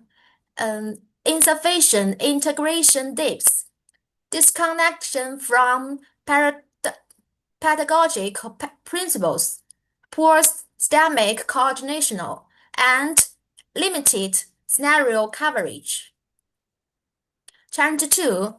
Inadequate educator AI literacy, knowledge gaps, application barriers, and insufficient attention to AI asks. The figure shows structural barriers like incomplete training and uneven resource, increasing the difficulty of improving educator AI literacy. Challenge 3. Proliferation of low-level duplicative projects caused by poor coordination, insufficient information sharing, and performance-driven decision-making. To diagnose problems, we conducted empirical analysis. Next, I will show the research design and the key findings. We selected an AI competition for faculty at a ministry-affiliated university, which reflected cutting-edge AI educational applications in Chinese universities. The competition centers on talent cultivation, scientific research, social service, The talent cultivation track is divided into undergraduate and graduate education. The figure shows the competition's logic framework, clarifying the collaborative relationship between functions and scenarios for data analysis. The competition received 194 projects with distribution in Tab 1. Sufficient samples support the empirical analysis. 54% of projects focus on talent cultivation, aligning with China's Education Modernization 2035, reflecting universities' response to whom to cultivate and how. Significant disparities in project distribution across subjects reflect different resource allocation priorities and AI integration maturity. Empirical analysis identified 3 challenges. The first, 68% of teaching projects only use AI as tools, with superficial integration. 2. Only 8% are original, with insufficient innovation. 3. Only 28 projects include ethical design. 89% of administrative projects ignore ethics. To address these challenges, we propose the following optimization strategies. Strategy 1. Institutional level strategic planning. Integrate AI into university development plans and establish dedicated governance units. Promote cross-department data sharing and collaboration. Set up AI funds and include AI teaching outcomes in promotion criteria. Strategy 2. Material competency development. Provide hierarchical AI literacy training. Integrate AI ethics into course and assessments. Build an ethic case library. Strategy 3. Collaborative ecosystem construction. Establish open as platform. Foster industry academic co-creation. Catalyzing trilateral cooperation. Facilitate government, university, industry partnerships to reduce redundant development. Finally, let's move to conclusions. Based on competition data, this study identifies 3 AI integration barriers: superficial technology adoption, innovation inertia, and ethical gaps. The system competency ecosystem framework breaks the AI as tool paradigm, providing path for higher education AI transformation. Based on the previous empirical analysis and strategy proposal, the core contribution of this study are many reflected in 3 aspects. First is mechanism critique. The second, dynamic governance framework. Third, ethic by design advocacy. That's all. Thank you for your passionate listening.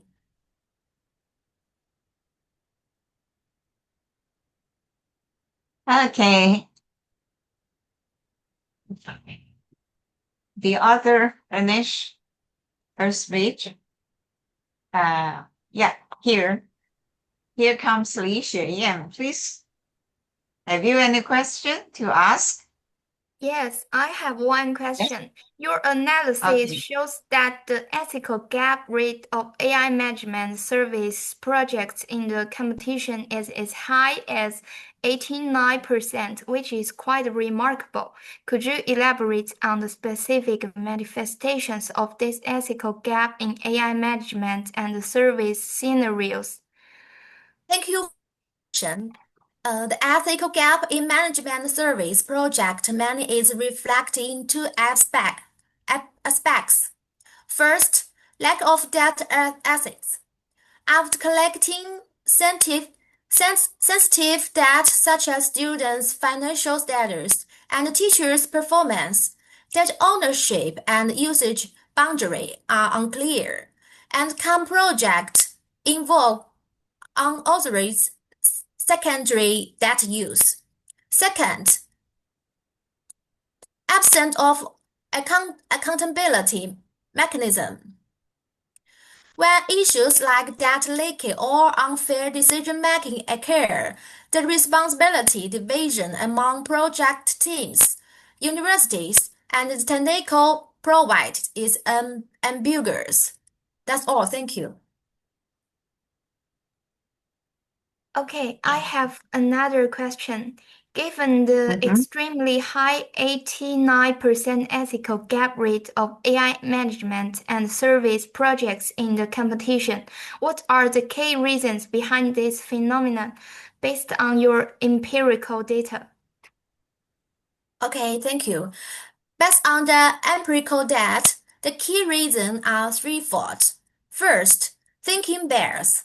Teams regard this project merely as efficient tools, ignoring the wide involvement of sensitive data and higher ethical risks.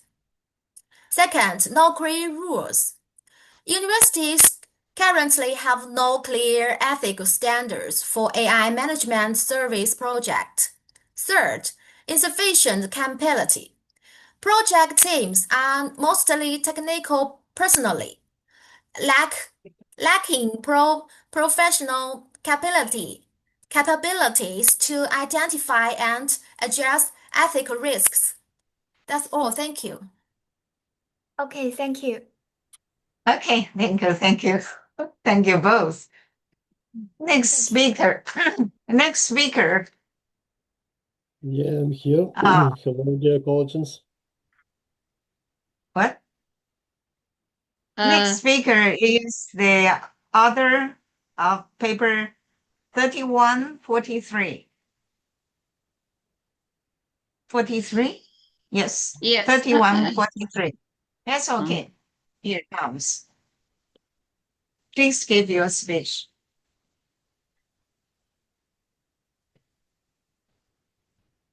Yes, Hello, you can everyone. My name is Cao Lu, and I came from the Wuhan Technology and Business University. My paper title is Mechanism and Model Design of the 3+2 Joint Education, a case study on cultivating intelligent logistics management talents. And I will introduce my paper for 3 parts: introduction, main contents, and conclusion. First, introduction.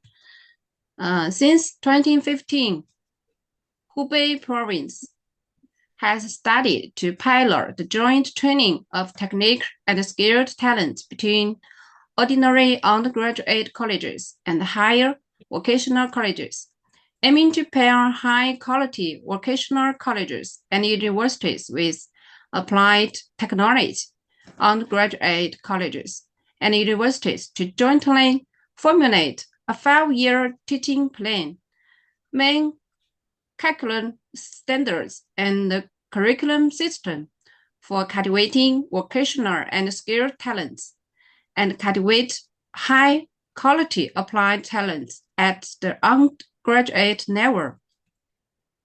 Since then, the enrollment scale of the program has continued to expand, and the number of universities participating in the pilot has also increased. In 2024, Hubei province will launch a new round of pilot work for the joint training of technique and skilled talents by ordinary undergraduate colleges and higher vocational colleges, and the 3+2 joint training project of logistics management major between Wuhan Institute of Technology and Business and Wuhan Vocational College of Communications will be officially approved and begin to enroll students. However, at present, the concretization and the systematization of the research on the joint training mode of the special book are not enough, and the guidance for the actual operation process is not enough. And there is a relatively prominent phenomenon of state fragmentation, which needs to be further deepened and practiced. Second, design requirements for the joint training model of undergraduate and higher vocational education.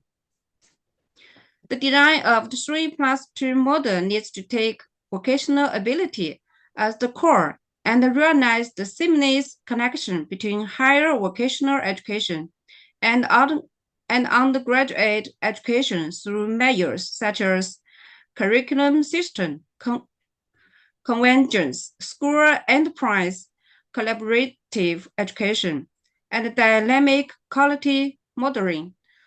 So first, clarify the hierarchical and progressive training goals. Higher vocational states focusing on cultivating basic vocational skills and operational ability.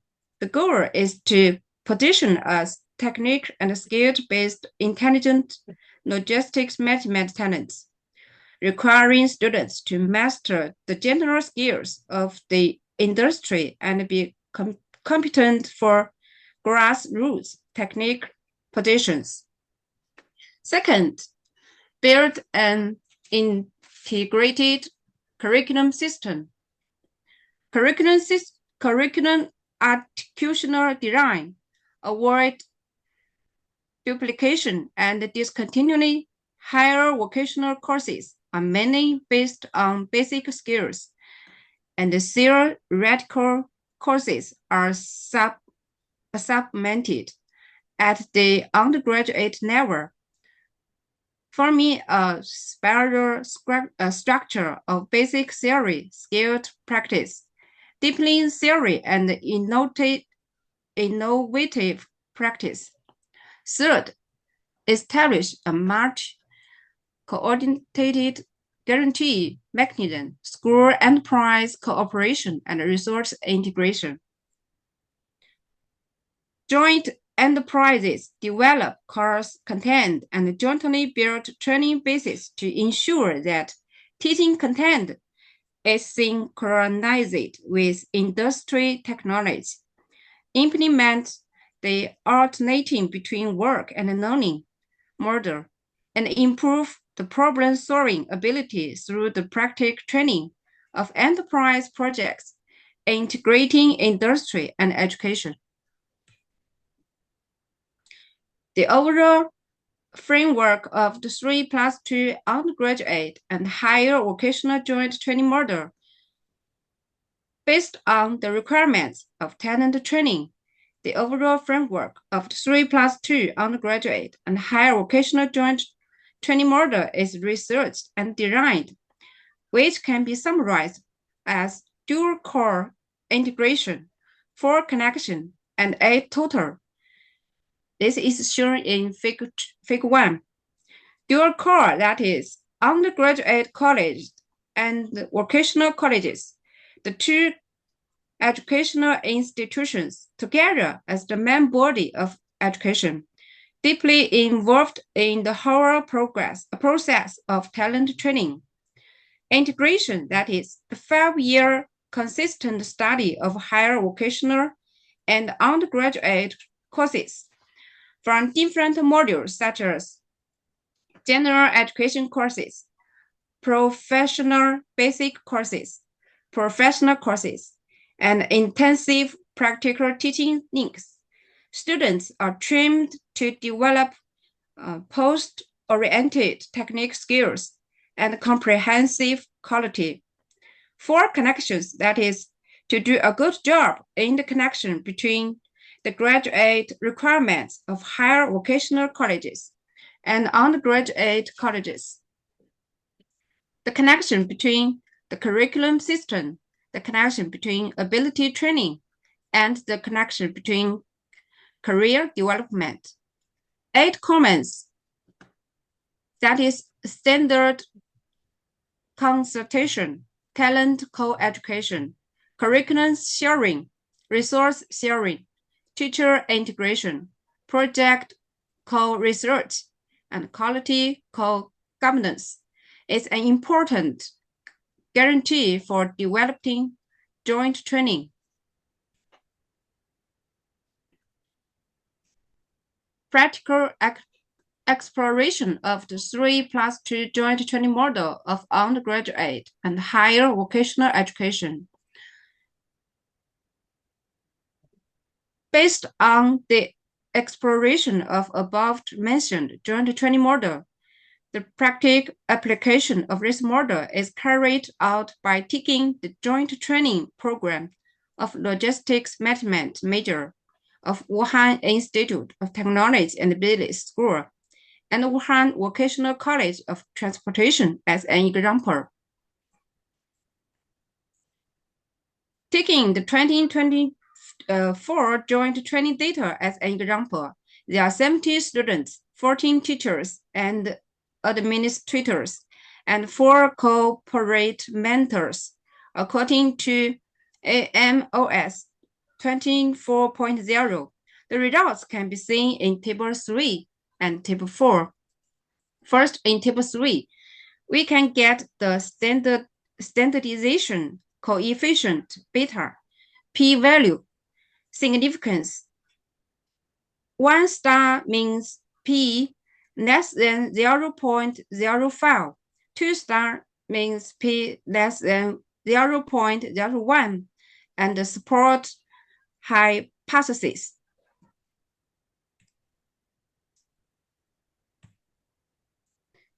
Teacher integration, beta equals 0.82, p less than 0.01, and platform co-construction, beta equals 0.76, p less than 0.01, had a direct and significant positive impact on the quality of training. Resource sharing produce indirect effects through platform construction. Indirect effect value equals 0.76 times 0.68 equals 0.52. The model fit was excellent. CFR equals 0.956. RMSEA equals 0.042, and the assumptions were valid. Last, conclusions. Based on the theoretical and practical exploration of the 3+2 joint training work, the following conclusions are obtained. First, innovative talent training model improve the quality of talent training, optimize the allocation of teaching resources, promote the reform of education system, of vocational and general educations. That's all. Thank you. Okay. One person hurried to raise hand. Okay. You can give your question now, please. After your speech, I have 2 small questions. Firstly, in your opinion, how is the curriculum teaching content conducted between junior colleges and undergraduate universities in the process of cultivating talents? And second, How are students selected during the implementation of joint training? Okay, thank you for your questions.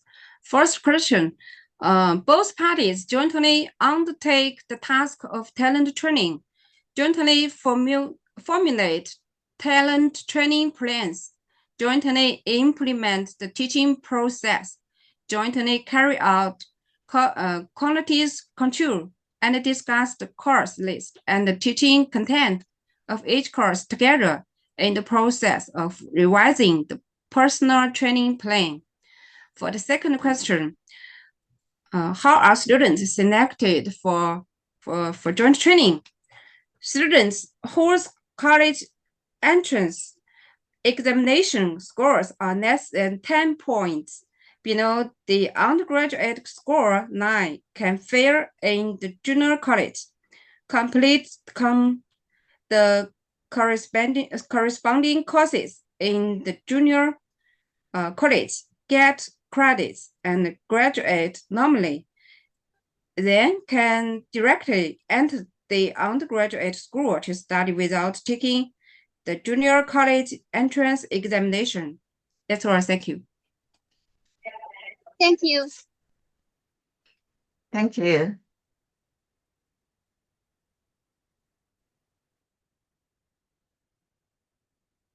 Mr. Hu? All the Chinese yes. author finish I'm here. their speech.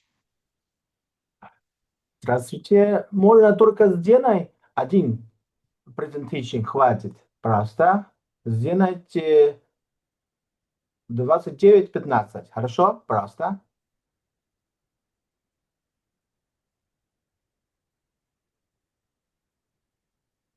How many foreign authors here want to give speech? Алексей. Mr. Hu Zhengping? Начинайте, пожалуйста, Алексей. Now I'm presentation or not? Yeah. You have Yeah. question? Please. Okay, question. To whom? What's your question? Now I am presentation. What you say?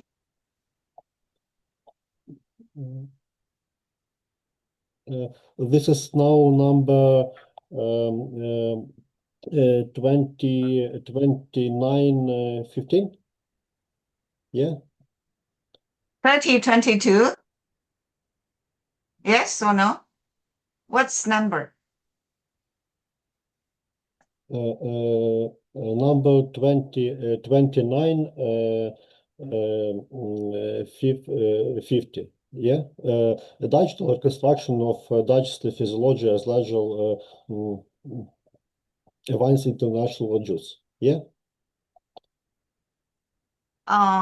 Maybe some other have other work and they may leave. I'm not sure if they are here. So you let me know what's the number you want to ask that author. Which one? Which first job 2950. 29? Which one?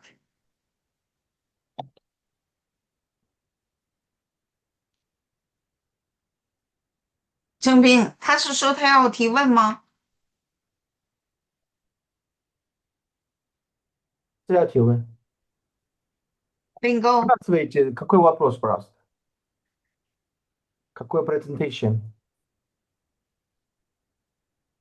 2915. 他说了一个2092。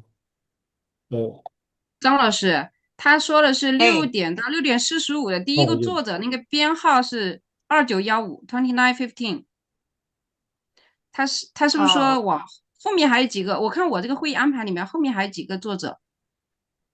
这么几个是老外。他是说的你吗？你不是2915是6点的第一个，应该是胡教授吧？不是啊，不是6点的第一个。你看他想说，Алексей, что вы 6点 хотите? 的 Вы хотите спрашивать вопрос или make сделать вы presentation? 胡教授是跟老外合作的，他是说想讲这一篇吗？还是我们现在我听他说的是说问问题啊？让他说，我们不说多的说中文，他搞混了。你就跟他说英语。你跟他说，你懂他的语言，你跟他说。Говорите, что вы хотите, Алексей.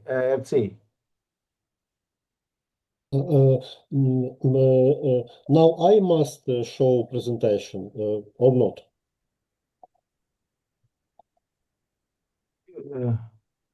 Вы не хотите?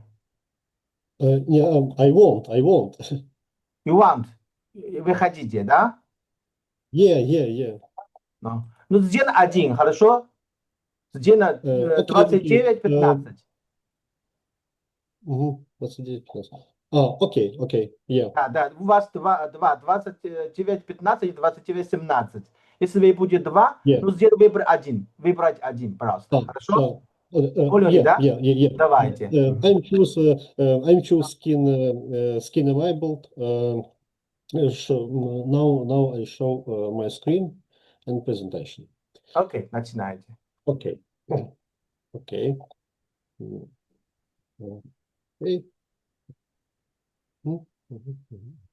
Skin enabled. Yeah.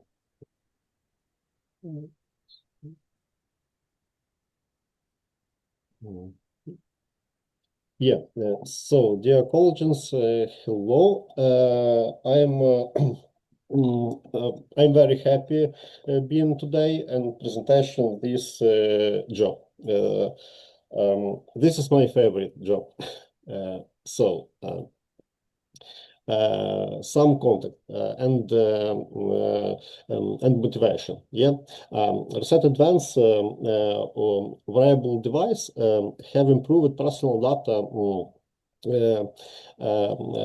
data set. Yet the system remains external and data cheat from constellation human physiology.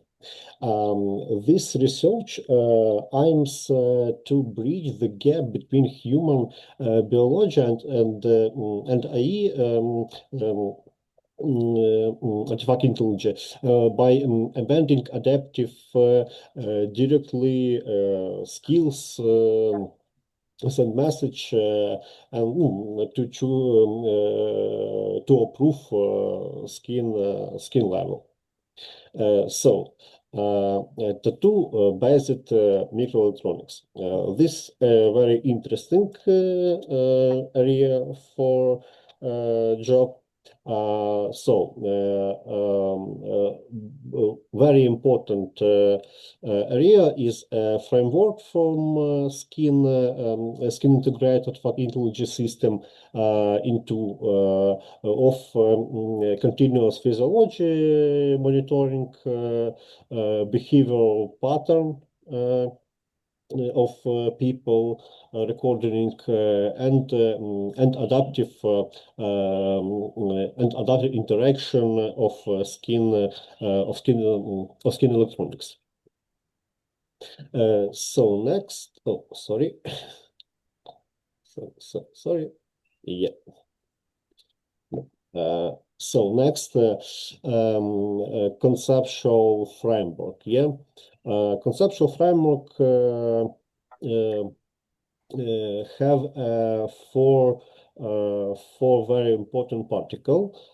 First particle, it is data preprocessing. Data preprocessing concept integrate ultra HIM tattoo and electronics with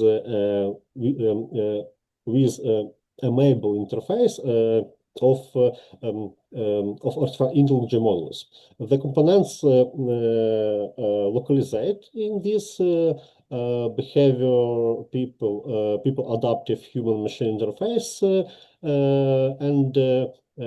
and operative directly on the skin surface.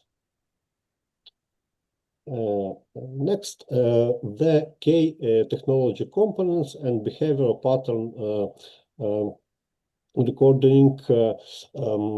This is a very hardly component of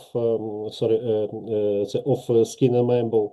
The processing concept integrates flexible and biocompatible electronics substrates, lowly power wire lengths, and connect with Bluetooth, Wi-Fi directly, and Ancestry. Transformed based on national network and national network architecture. One device data pre-processing and adaptive have a data set of feedback mechanism and save this information. Next, state of arts and adaptive learning framework. This very interesting part. In this part, we used genetic optimization, work with behavioral modeling, and real-time adaptive. National network is a very important part of this processing physiology signals. Currently, variable systems we have used capture physiology signals, but adaptive system of artifact intelligence. Exactly AIMEE models and static data set we cannot evolve with the user's behavioral physiological changes, but we can study address and integration of monitoring and real-time adaptive. Next, sorry, have a question? No, okay, next. Wireless community integration have two part. It's secure data transfer, low power wireless protocols, and connective and real-time feedback, what they say. Enable sensors collect multi-data physiology and behavioral data. This is important part. Height rate, skin motion, voice features, voice patterns, and collect data are normalized and prepared to the future data set. Yeah. Exactly features pre-processing include temporal based of description data, multimodal data streams, and future vector that represent users' patterns of current physiology behavior state.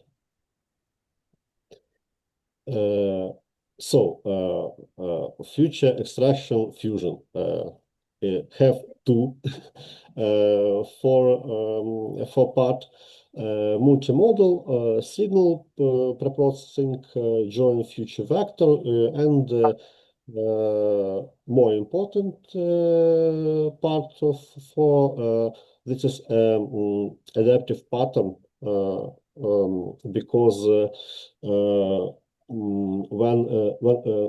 when users employee maybe used national network in interface preprocessing playing a very important job. Because national network performs in real-time classification of behavioral states. The network's parameters adaptive online learning and long-term personalization and adaptability, maybe. So next, I want to talk for pattern algorithms. These pattern algorithms consist genetic algorithm optimization and behavioral pattern modeling of optimization, future extraction and adaptive pattern. So the system have temporal regulations, physiology emotion correlations, state transition. So, for example, it's alerts of signal in our system. They form personalized behavior model to have choose some feedback to employee when we used this system. So next, simulation environment genetic optimization approach. Why we choose genetic optimization? Yeah, we choose genetic optimization because virtual simulation replication must have functionally of the AI optimization, because we used optimization more data set. For example, chromosomes. For example, localized optimization processing environment when employees stay in real time, and symbiote during integration to the system monitoring stress indicators and behavior consistent, providing support feedback to human decision and add street and voice speech reaction to environment add street. So next, this is adaptive parameters tuning, behavioral patterns modeling, let us say gluten mutation, fitness evaluation. This is a classic part of genetic algorithm. We use this, and this approach have good results for optimization parameters of AI integrations for this system. Pre-trial support, we have real-time feedback and support tool integration with AI, artifact intelligence say and discuss for result of parameters and give feedback to employee. We have a passive learning model. This is a system of ML, machine learning. This system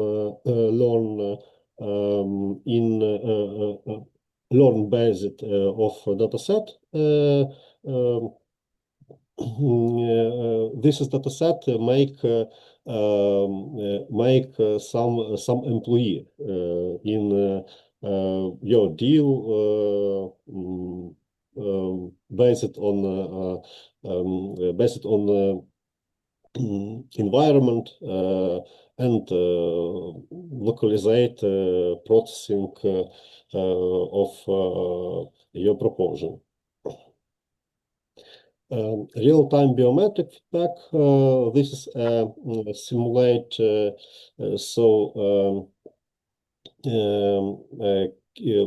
this have a key include data privacy, secure transmission, biometric safely, skin electronic, eye integration with a human body, compliance and medical sub-security. This is important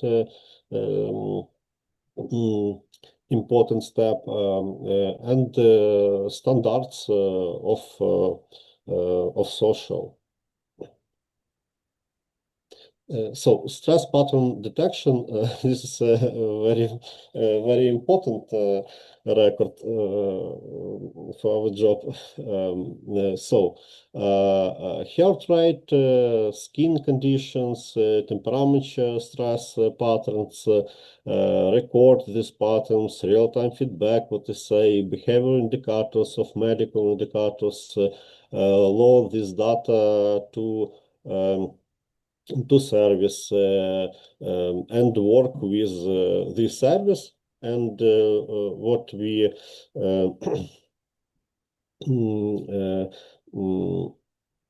what we see, this is a cycle because feedback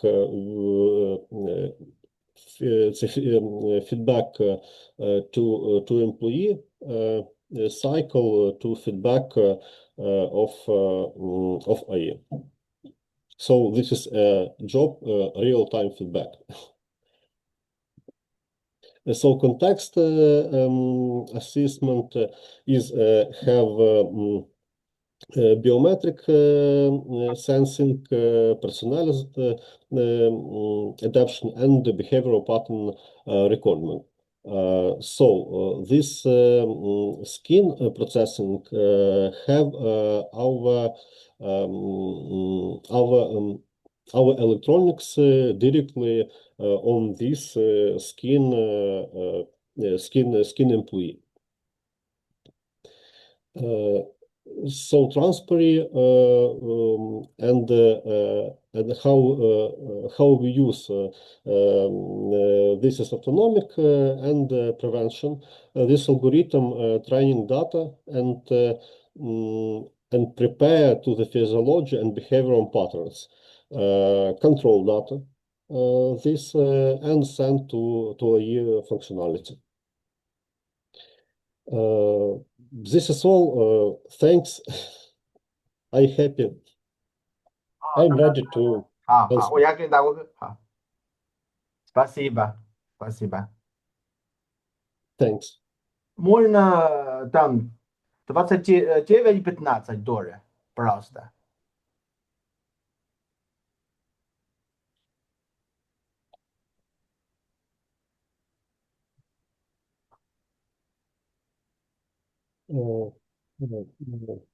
Want to say few seconds, please. Да, второй. 29-15. Yeah. Сделайте презентацию, пожалуйста. Так. Yes. Оба сделайте. You see some presentation? Yeah. That's right. Good. It's right. Okay. So this is a presentation, digital reconstruction of digest physiology as legal evidence in international juice. So this is an interesting theme. So I'm start. So content. This is presentation part of 3. Gastrointestinal simulation models. Next, this is algorithm of computational framework and simulation case implementation. I I want to talk about 4 steps. These are steps playing a very important stack for job of our algorithm. So GI. GI is gastrointestinal simulation models, and these models choose diagnostic, reconstruction, toxicological events, and service digital evidence. Next, national network modeling approach. We choose physiologically based models, activity, chemical abstraction, toxin interaction in the human system, and digestive approach. This simulation allow forensic visualization and interaction damage mechanism associated with integration or experts data. So next, I want to talk about forcing and legal application. Such models can stretch so causal interface, but harmful acts and physiology effects, however, depends on completion with international standards, include the debut critical for science and transfer data. This is the tools reconstruct this case, and we can have some interesting simulation case with we work. So next, exactly, I want to talk about challenges. Yeah, challenges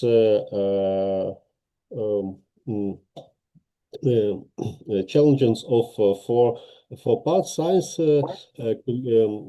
community,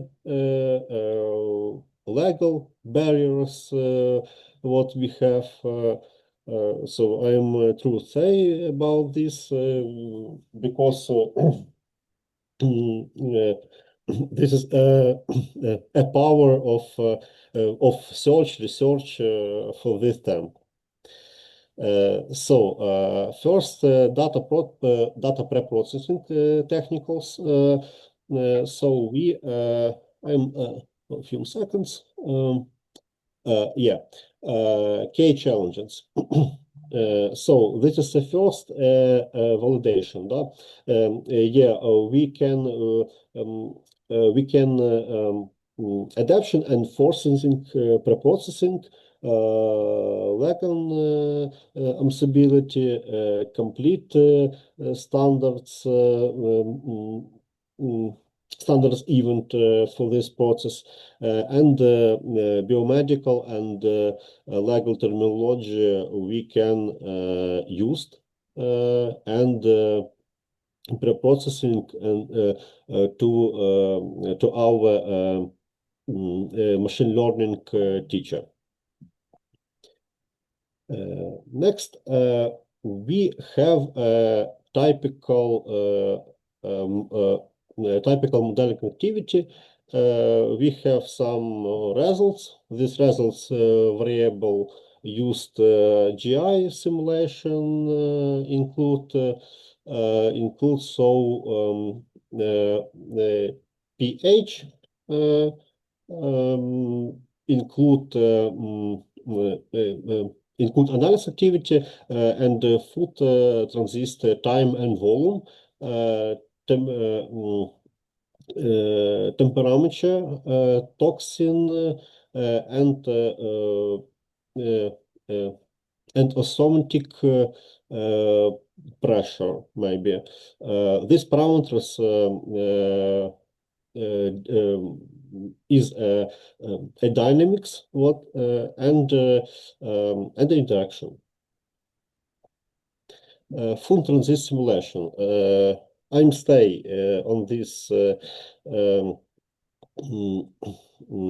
on this floor of process. These modeling parameters and natural network algorithms can visualization interface and show how progress choose parameters of algorithms and forcing complication with biometric data set. Next, this is how natural network functionality work. The natural network processing work non-lines have some relationships. This is relationships as variables learning from real sampling data. Outputs include FNC, transist time, toxin, some indicators for extraction. Next, user interface design. This is a very interesting part. Simulation platform we used.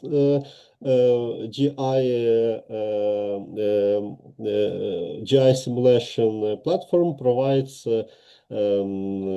for first parameters input, second visual results, some reports, maybe status indicators. This is too important because when we provide system, we have some based. This is based off data set validation. Maybe H3, maybe checkpoint, some indicators, mechanism process, data of analysis, and H3. Last, dual panel layout. This is a step of optimize a clean interface and mechanical process hour. Parameters input validation. We have the model integrates physical input with mathematical function. We have a function. We have transist time. We have FNC per direction. We have graphics output provide excellent, moderate, poor, and H3. And we work with error prevention. This is too. We have error. It's a part of our life.